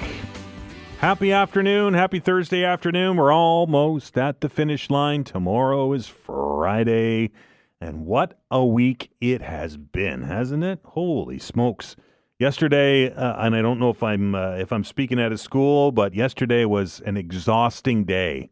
I got off the area here with Vanessa, and I got some work done and headed home and put my head down on a pillow for 15 minutes, and then got up and started watching some of the coverage of this, like what have I been calling it, the spectacle in the Rose Garden, and then watched the actual event, and then some of the reaction pieces and some of the analysis, and woke up this morning and I felt like I'd been on Argyle Street all night. Maybe I should have been on Argyle Street all night. Would have been much more fun. Right, Robert Huish? That's what I would be doing. Every once in a while I just think, why do I do this to myself? Why do I just get all wrapped up in this? But it's an important thing, right? And it certainly is impacting a lot of lives. I guess the first question I have for you is did you watch the spectacle in the Rose Garden? Oh, as much as I could, but the waves of nausea kind of kept getting to me along the way. I mean, I've never seen something, Dan, that's just this not just ill-advised, but just mortally inept view of economics. It's absolutely shocking that Trump and his advisors and all those around him have not only been barking this for the last 3 or 4 months, but have actually put it into place. And there's no one who's left out of this equation. I mean, part of that grand list that he showed in the Rose Garden includes small isolated islands in the South Pacific that now are facing 37% tariffs. Like, for what? Coconuts. Like, right. It's shocking. And where we can sort of put it all together is to see that what Canada's been facing since day one of the Trump presidency was really the sounding board, right? We've been sort of the front line. They were looking at what our reactions were going to be, how our responses were, basically taking notes of what our negotiations would look like. And now that's been slapped around the world. So the big players like the EU and China right now that are facing on the higher end of those tariffs, there's got to be a lot of worry that the term now stagflation is going to be now encroaching into the U.S. economy. And even if your tariffs were to be reduced or negotiated down in 6 months, once stagflation gets going in the U.S., and that, again, that's a combination of stagnant economic growth, unemployment, and rising inflation put together, even if those tariffs were removed, the U.S. economy is going to be so battered by this that it's not going to be able to bring in the level of goods that it did pre-Trump. Trump social media, I don't even know what to call it. Is Truthed? Is that what it is? But anyway, on his social media platform this morning says the operation's over, the patient lived and is healing. The prognosis is that the patient will be far stronger, bigger, better, and more resilient than ever before. And then his typical "Make America Great Again." I don't know if he's insulated himself from what's happening on the North American and world stock markets today, but I don't know if the patient lived or not. Well, this is what a terrible analogy for a country that, right? This is a country that struggles to have accessible health care at the best of times, right. and he's describing this like Civil War surgery. What did we amputate to save the soldier? The Dow Jones is in complete chaos today. The U.S. dollar slid, putting our dollar actually up north of the 70-cent mark, and I would say we could expect more of that actually. And what is wild about this is that when Biden was in power, the U.S. economy was doing fairly well. It wasn't really in any sort of level of life support here, and now these actions are in place. It is going to adjust everything from internal investment options to foreign investment, and the consequences of now a stock market in chaos. Just how compounding does it get? Well, look at all the people that Trump just put unemployed from the public service, right? Their only retirement were the 401ks that were linked to the stock market. So now you're not only unemployed, but your retirement savings just took a beating. So this is where this sort of protectionism that he's talking about is like a massive spaghetti bowl. And you can't really fix it by just pulling a few noodles. You have to really go and reinvent the whole thing. And his methods are just not going to be proving positive at this. Canada was not included in this latest round of reciprocal tariffs anyway. Some of the tariffs that we knew about exist, the steel and aluminum, The auto tariffs went into effect today, plus those fentanyl tariffs that were outside of the trade agreement are still there. That being said, with the world economy being impacted like it was, what do you see that having an effect on the Canadian economy? So it's already starting to be felt in Southern Ontario, right? Stellantis is starting to put the brakes on productions both in Canada and in Mexico, and other automobile parts producers and manufacturers along the way are going to be right there. So even though it's not the most severe, threat, there was some of his advisors that were saying, well, Canadian tariffs could go up to 50% at some point. We're not there yet, and let's keep that yet in the sentence, because as you start going down this path, as Trump is doing, where do you get off? And there's no exit strategy for this. So yeah, it's going to start hitting Ontario in particular with the manufacturing sector. It's going to start to really impact the border states as well. Michigan and Ohio, they're not going to see a rush of infrastructure just suddenly appear on the other side of the border. If that was really the case, it could take up to 10 years to actually get that infrastructure in place there. And so we're going to see that. We're going to see that other areas of the Canadian economy that depend on any sort of U.S. parts or manufacturing. I'm thinking here in Nova Scotia with the fishing fleet. There's a lot of gear that comes from the U.S. That's all going to cost more. And the other side of it too is that our basic technologies that we're so dependent on now, that's going to cost more. Apple stocks today, after it already committed to spending $500 billion in late February in the U.S. economy, their stock just got punished today. And usually stocks like Apple have been pretty resilient to any sort of tariff or turf wars in the past, and now not the case. It really is. It's really just it's almost shocking to watch. The discussion on the open hour here is what we do next. Mark Carney yesterday said that we're going to fight. We already have announced that we're going to retaliate against the auto tariffs once we figured out what they were.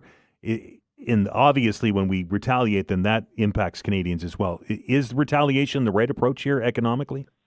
It can be a really quick race to the bottom if we start slapping tariffs on the U.S. that impact products that we're still dependent upon. So if you do the symbolic ones, right, if you're targeting bourbon and orange juice and that sort of thing, that's okay. We can pivot around that, right? We can drink other things. But if we start to go at the key resources, and I'm thinking really deep about pharmaceuticals, if things like that start to get caught up in a tariff war, then yes, Canadians are going to start paying a lot more for things that we absolutely need. The grocery store is going to be very telling, right? Fortunately, we've got a summer season coming up, but next winter, if these tariffs linger around, I can't see people wanting to spend $15 on avocados. So that's a big issue. And the third thing that hasn't been overly discussed, but this whole plan with trying to get investment back in the U.S. is going to require a weaker U.S. dollar. And what direction will Canada's dollar go as a result of that? Will it gain strength, or will it also slide down with the U.S. dollar? And I think right now is sort of a strategy to make sure that Canadian buying power stays healthy. We would be better with a dollar that's moving up the 70 cents to the 80 cents rather than going into the 60s.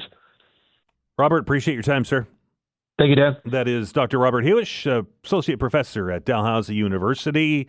Economics is his thing, and it is really scary times. My TV just died on me, so I'll get the numbers when we come back to tell you what the markets are doing if you don't have them handy. I'll tell you, they're bleeding red today. Going to stop down and take a break. On the other side of it, what does all of this business mean for small and medium-sized business, particularly here in Atlantic Canada? Duncan Robertson, Senior Policy Advisor and Analyst, I guess is the term, with the Canadian Federation of Independent Business, will be in the studio. You're listening to The Todd Veinotte Show. I'm Dan Olstrand. Back in minutes. All right, welcome back. Well, we've talked about this with economists. We've talked about this with political scientists. We've talked about it from a perspective from the United States. We've talked about it. All the bases are getting covered today here on the Todd Veinotte Show. But what does this mean? What did yesterday mean?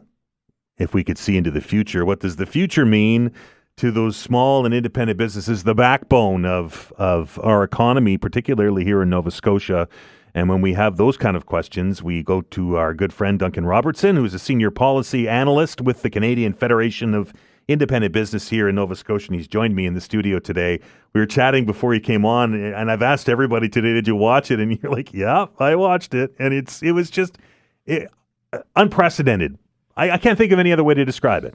No, I've never seen anything like that with the poster, with the rollout of everything, clear as mud, not really knowing until we see tweets from, the printouts that the journalists got on the ground. It was a tough day, a really tough day. I guess the broad question, Duncan, is as a small business owner, as a mom and pop, or as a medium-sized business even here in Nova Scotia that does business, period. I mean, I get it. A lot of people don't have supply chains that go into the United States and now global, but the economy is the economy. What are they telling you about this? Like, what are they saying? A lot of uncertainty.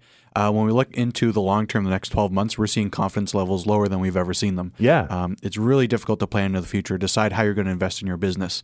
And to point out, unfortunately, this is like not even 4 months into a 4-year presidency. We don't know what's going to happen in the next 4 years, 4 months, or even 4 days. So it makes it very difficult to operate a business.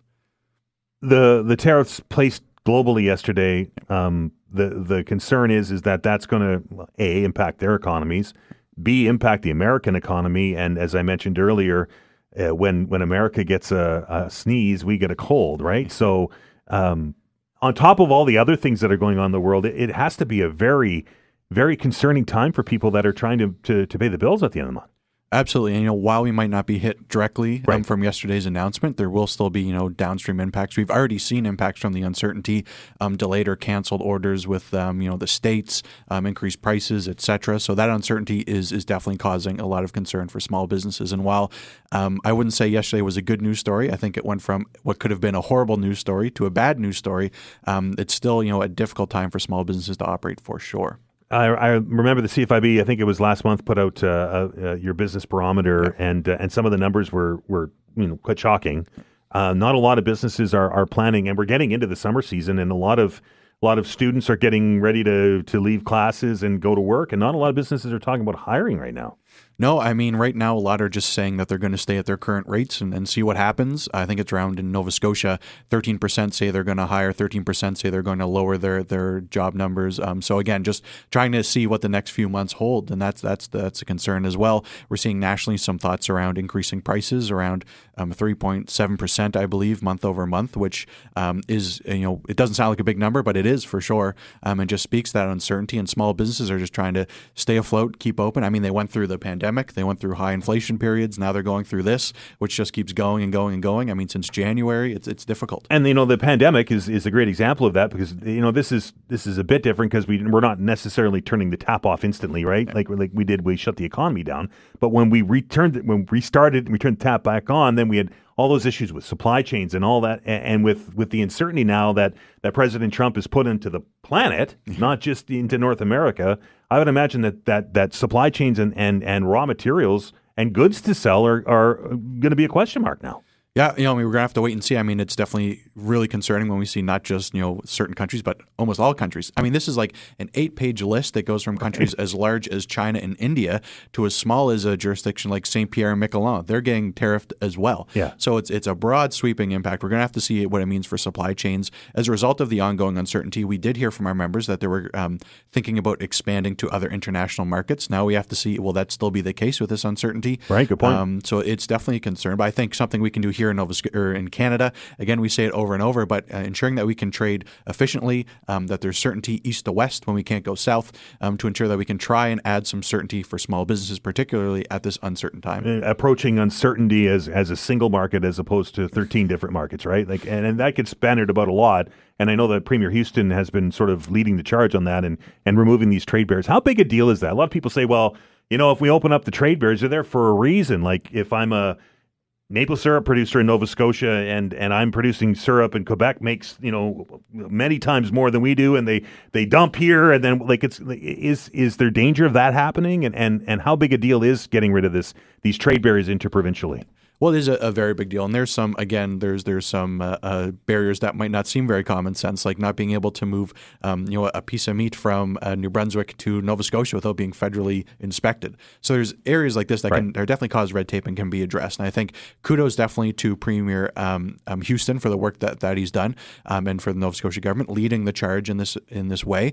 And what we're hearing from economists, from professors, we're hearing that if we eliminated every single barrier, we could add $200 billion to our economy. We could remove a 21% tariff that we're placing on ourselves. Of course, going from where we're at now to zero is a long-term goal, but seeing that there's provinces stepping up and taking real action now is a good thing to see, because we have seen it, internal trade left to a few sentences in a news release every year, and to see real action coming forward is very heartening, and hopefully we see this progress. And we don't want yesterday's announcement to limit that progress or to slow progress down. We really need to, again, ensure that we can, like you said, be more certain as one market in Canada, and that's something that we hope we'll see in the next few months. Apparently, some provinces will bring forward their own legislation, which is good to see. British Columbia has already. Ontario will be apparently their first tabled piece of legislation will be similar to Nova Scotia's Free Trade and Mobility Within Canada Act. So good to see. And we hope that it continues. Yesterday's announcement also is supplanting some of the other announcements that were made on the first one, but came into effect on the 1st of April. One that the CFIB has been pushing on for a long time, and that's to lower the small business tax. Yeah. So here in Nova Scotia, the small business tax rate was reduced by 1%, which is, again, good to see. We'll now have the third lowest small business tax rate in the country. But again, looking at costs that businesses or at government places on businesses, very important. We saw the carbon tax be eliminated in practice or theory. I'm not entirely sure. Can't say eliminated. Exactly. It's reduced to zero. Reduced to zero. Good. Because I'll get emails if we say eliminated. I'm sure I will too. But then again, looking here in Nova Scotia, could we eliminate or pause the provincial fuel tax? We've seen other provinces do that. That's another step that the province could take to shore up the economy here. 1% reduction in HST also part of that. Yep. Does that have an impact in small business? I imagine it does. Yeah, we'll have to see what it does to consumer demand. Currently, around 48% of our members in Nova Scotia cite lack of either insufficient domestic or foreign demand is impacting their business. Hopefully, we see that ramp up. Heading into the summer as well. Hopefully, we see that improved demand again. So we'll have to wait and see, but it's a good step for sure. Minimum wage increase on April 1st as well. I wonder what that impact has. We've had the discussion about, that just gets passed on to the customer. What are your members telling you about that increase, the 50-cent increase on the 1st, and then the 80-cent increase in October? Yeah, well, when we look at previous minimum wage increases, like you said, particularly, again, going out of the pandemic and et cetera, they are on thin margins. Around half had to pass on to consumers that increased costs, which is, of course, unfortunate. But, we know minimum wage has to go up. That's the fact of life. But the way in which and the frequency of these increases are concerning for businesses and causing that uncertainty. We went into 2025 finding out that there will be 2 increases in 1 year, which is not the norm and adds that uncertainty. We don't know what next year will hold. And again, having that record high increase, from what it sounds like, it came from the party platform in the election.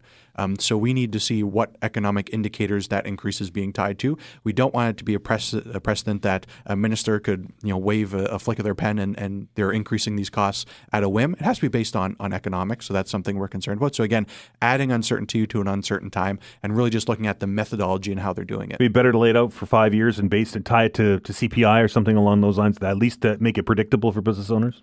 Absolutely, and it was set out, this was going to increase. There was the Minimum Wage Review Committee, increased by CPI plus 1% every year going forward. That lasted maybe a year. And they said, now it's going to be 2 increases in 1 year, and it's going to be increased by CPI plus 1%, and then by 80%.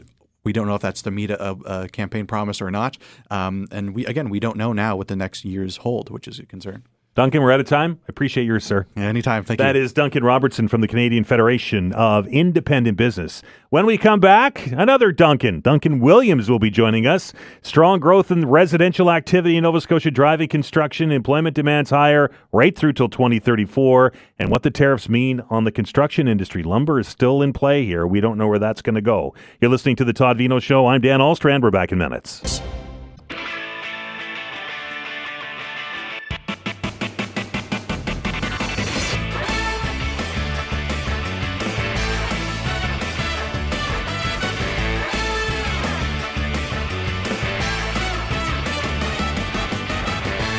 Still have a half an hour to go, Dan.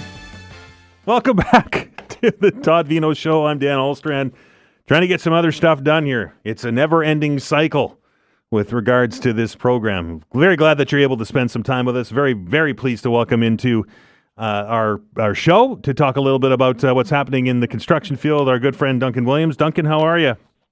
Good afternoon, Dan. I'm doing well, thank you. How are you? I'm well. Everybody's talking today, obviously, about tariffs, and I don't know if that's already filtered down to the builders in Nova Scotia. Is this going to impact anything, do you think, moving forward?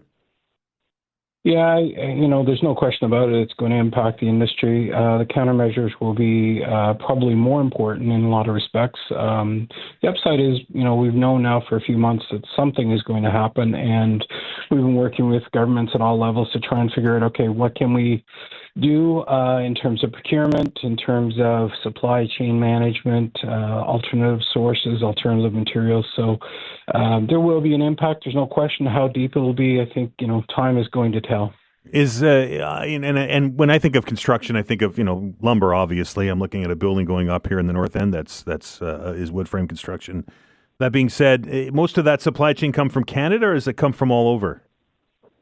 It's a mix. I mean, we have an interesting dynamic in Canada where, it's a north-south pattern. So, we have manufacturers of plywood on the West Coast, and getting it from the West Coast to the East Coast is sometimes more problematic and cumbersome than it is to move it to the South. So that's one of the things that we've been looking at with governments at all levels is how can we reduce the interprovincial trade barriers so that we can easily move goods from point of production to point of consumption.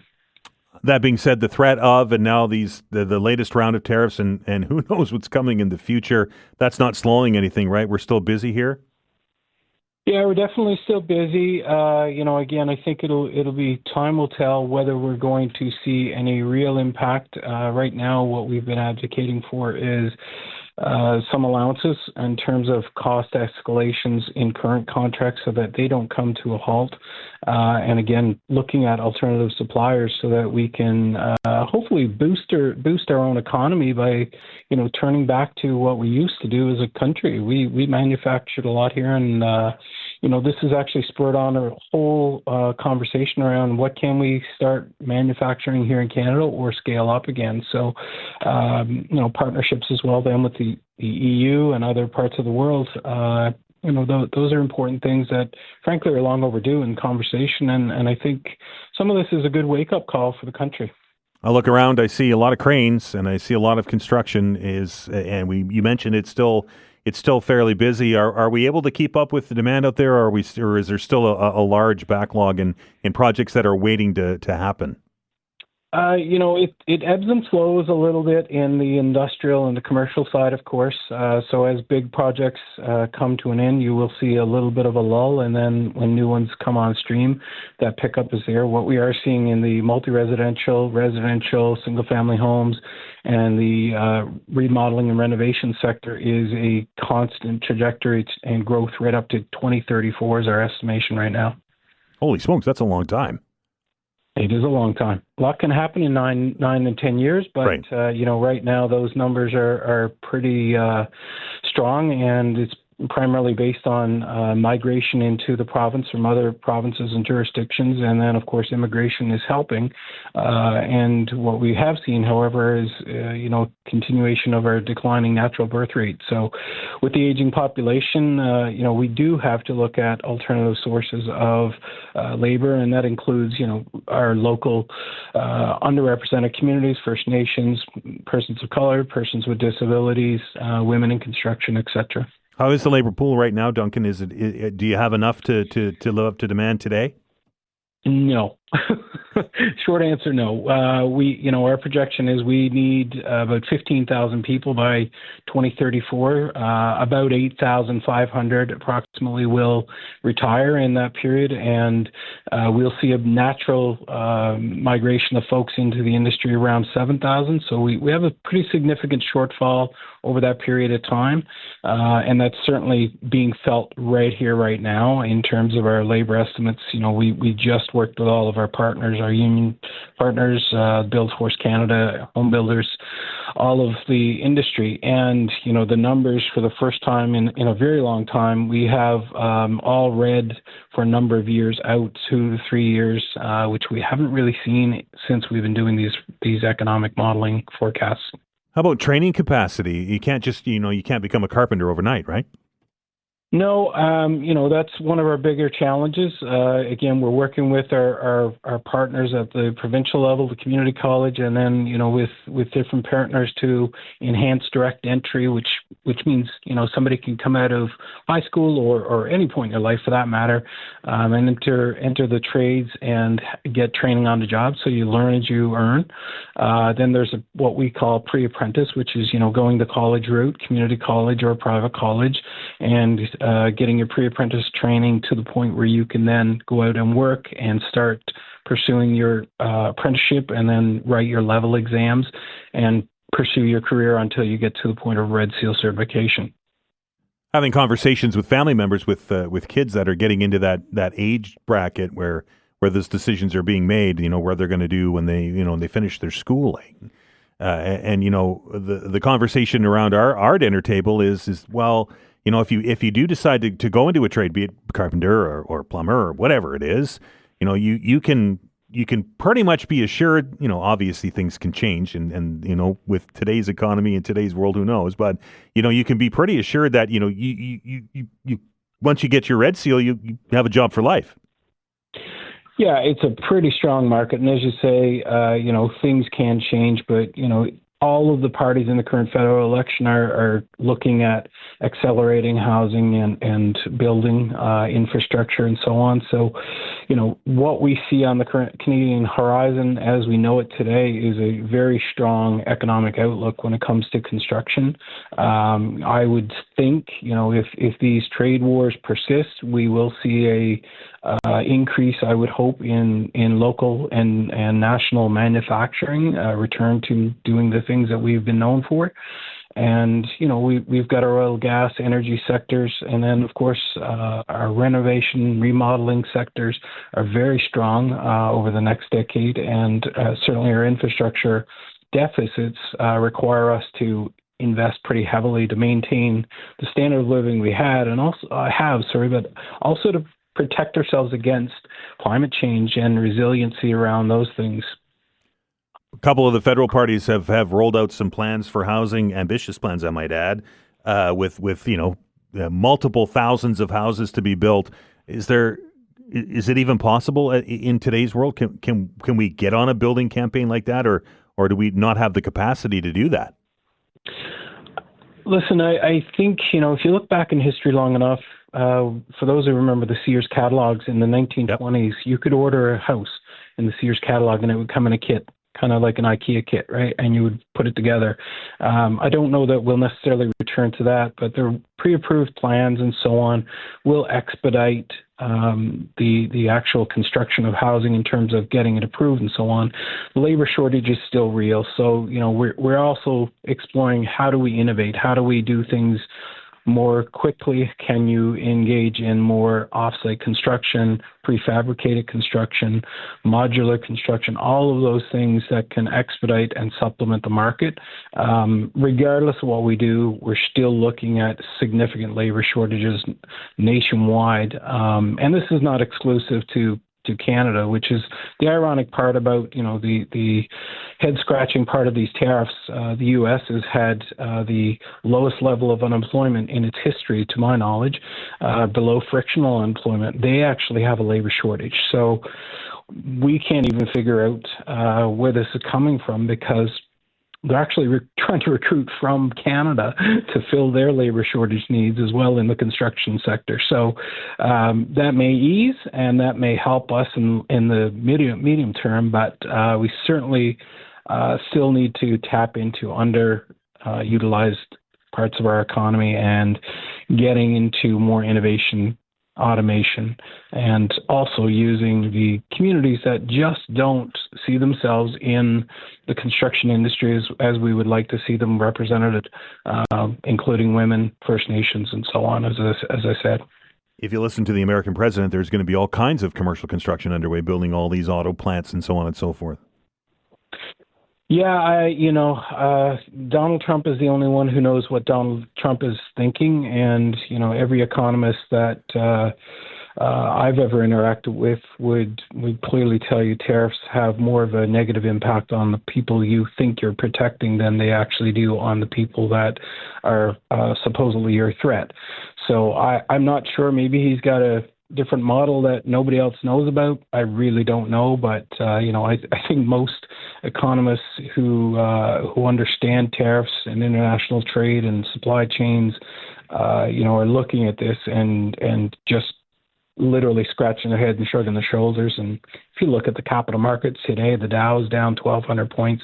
It's catastrophic things that are starting to unfold here. So, I'm not sure if people will start to change their narrative and the way they're viewing what Mr. Trump is doing.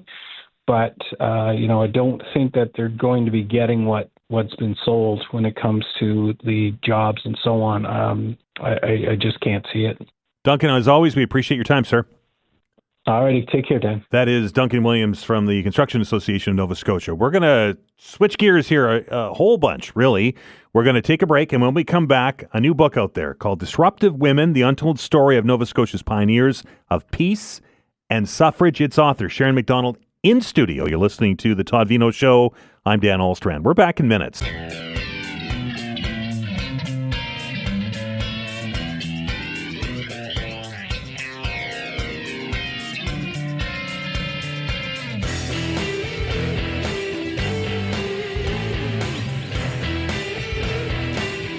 Welcome back to the Todd Veinotte Show. I'm Dan Ahlstrand, and it's been a really heavy day, been a really heavy couple of days. So it's always fun to end the show on a little bit of a different tact. And this book came across my desk, and being that I follow politics quite closely and history of politics quite closely, it's kind of hit me in the wheelhouse. So we thought, hey, let's get Sharon MacDonald into the studio today to tell us a little bit about Disruptive, it's been a long day, Women, an Untold Story, or The Untold Story of Nova Scotia's Pioneers of Peace and Suffrage. And Sharon MacDonald is in the studio with us today. Sharon, welcome. Thank you. I guess, and I asked this of a lot of authors because we were chatting off the air, and I've just self-described myself as a failed author because I've just never got one from start to finish. Tell me about the genesis of this book. What was the nugget that got you started in the process of from thought to a published project? Well, I was a very belated mature student, right? And at that point, I was at St. Mary's, and I was working on my master's in Atlantic Canada Studies. And my topic, you mentioned earlier, that I did a book on quilts. Well, right. Out of the quilt research that I did, I was thinking of doing a project for my master's thesis on that, but I wasn't quite ready. And in the meantime, one of the things I discovered when I was doing research on quilts is that thousands and thousands of quilts went overseas from Nova Scotia for wartime relief. Right. So I did a research project, a paper on the relief work that women did during the war, things they made. And my thesis advisor, or one of my history teachers, said this would be an excellent master's thesis topic. So I looked at women's wartime relief efforts in Nova Scotia over the First and Second World War. Right. And during the course of that, I looked at an awful lot of women's organizational records because they did so much of this work. And I discovered, looking at the Women's Christian Temperance Union records, I didn't really focus on their work doing relief work, although they did do some. But I got fascinated by the reports of Mary Chesley from Lunenburg, who was the superintendent of the Department of Peace and Arbitration. Okay. And because I've had an interest, I've always had some sort of concern about where do women fit in wartime and all the rest. Sure. I looked at her and I looked at her writing, which was very contemporary. I mean, if you read it now, it would just seem like it fit right in. She was talking about military arms buildup in 1908. She was talking about, what was happening in the world at that time, and I was quite fascinated by her work. So I did a chapter in my thesis, which was looking at the sort of alternative to the patriotic rhetoric. Mm-hmm. And I wanted to find out more about her, and I knew that she had a daughter that survived. She had actually 3 children.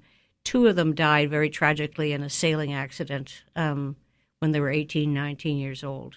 But they had she and her husband, Samuel, had a third daughter, a third child, and she was only 4 when the children died. But anyway, I discovered she had gone to England and was had a little school there with a friend, and when I looked for her records, because I thought that maybe her mother's records would have turned up somewhere in an archives. I was hoping, right? Because she and her daughter were both political.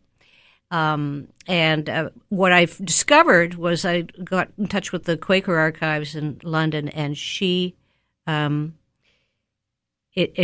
was a report about her, and it was her obituary, the daughter's obituary, and she died in India. But Mahatma Gandhi wrote these glowing words about this friend of his. Mm-hmm. And that just triggered. Oh, imagine, right? Yes, and I wasn't even halfway through getting my other thesis done when I wanted to just trip off and work on this other project. So it was sort of left to the side. And what I ended up doing is going and doing a PhD. And she lived in India only for a short period of time before she died. She was not quite 45 when she died. So anyway, I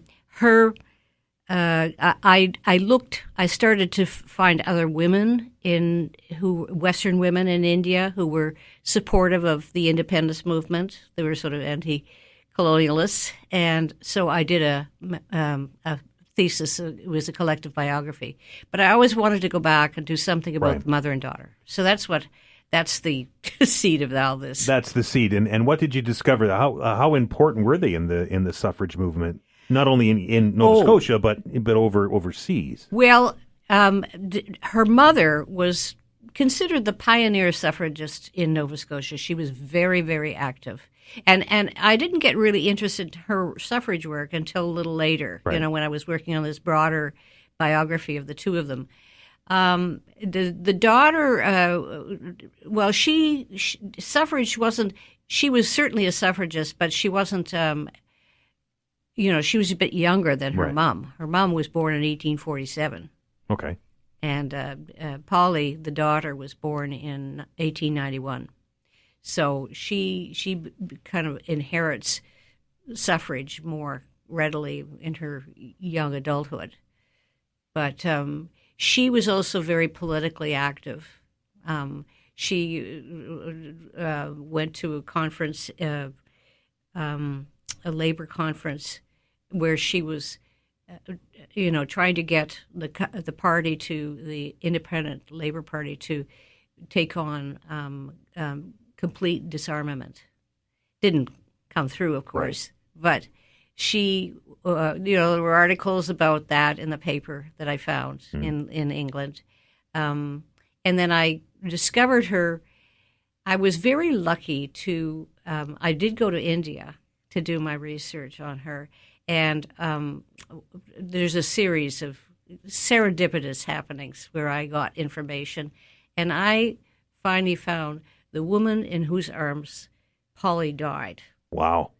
And I had an interview. I saw her in Holy India. smokes. She was in her 90s. I was going to say, she would have been very elderly. This was because Polly died in 1936. So to have somebody still alive. Connection. That's extremely rare. It was very exciting for me. The book is called Disruptive Women, The Untold Story of Nova Scotia's Pioneers of Peace and Suffrage. Sharon, where can we get a copy of it if we want to read it? I have no idea. Fair enough. It's coming out. It's scheduled to be coming out in May. So I'm assuming it'll be in bookstores. At a bookstore near you. Yes. Sharon, absolutely wonderful to meet you, and congratulations on the book, and I wish you the best success. Thank you very much. That is Sharon MacDonald. I'm Dan Ahlstrand. Thanks to Vanessa Vandenez. We're back tomorrow for the fabulous Friday edition. Until then, everybody, take care of yourself and be kind to one another.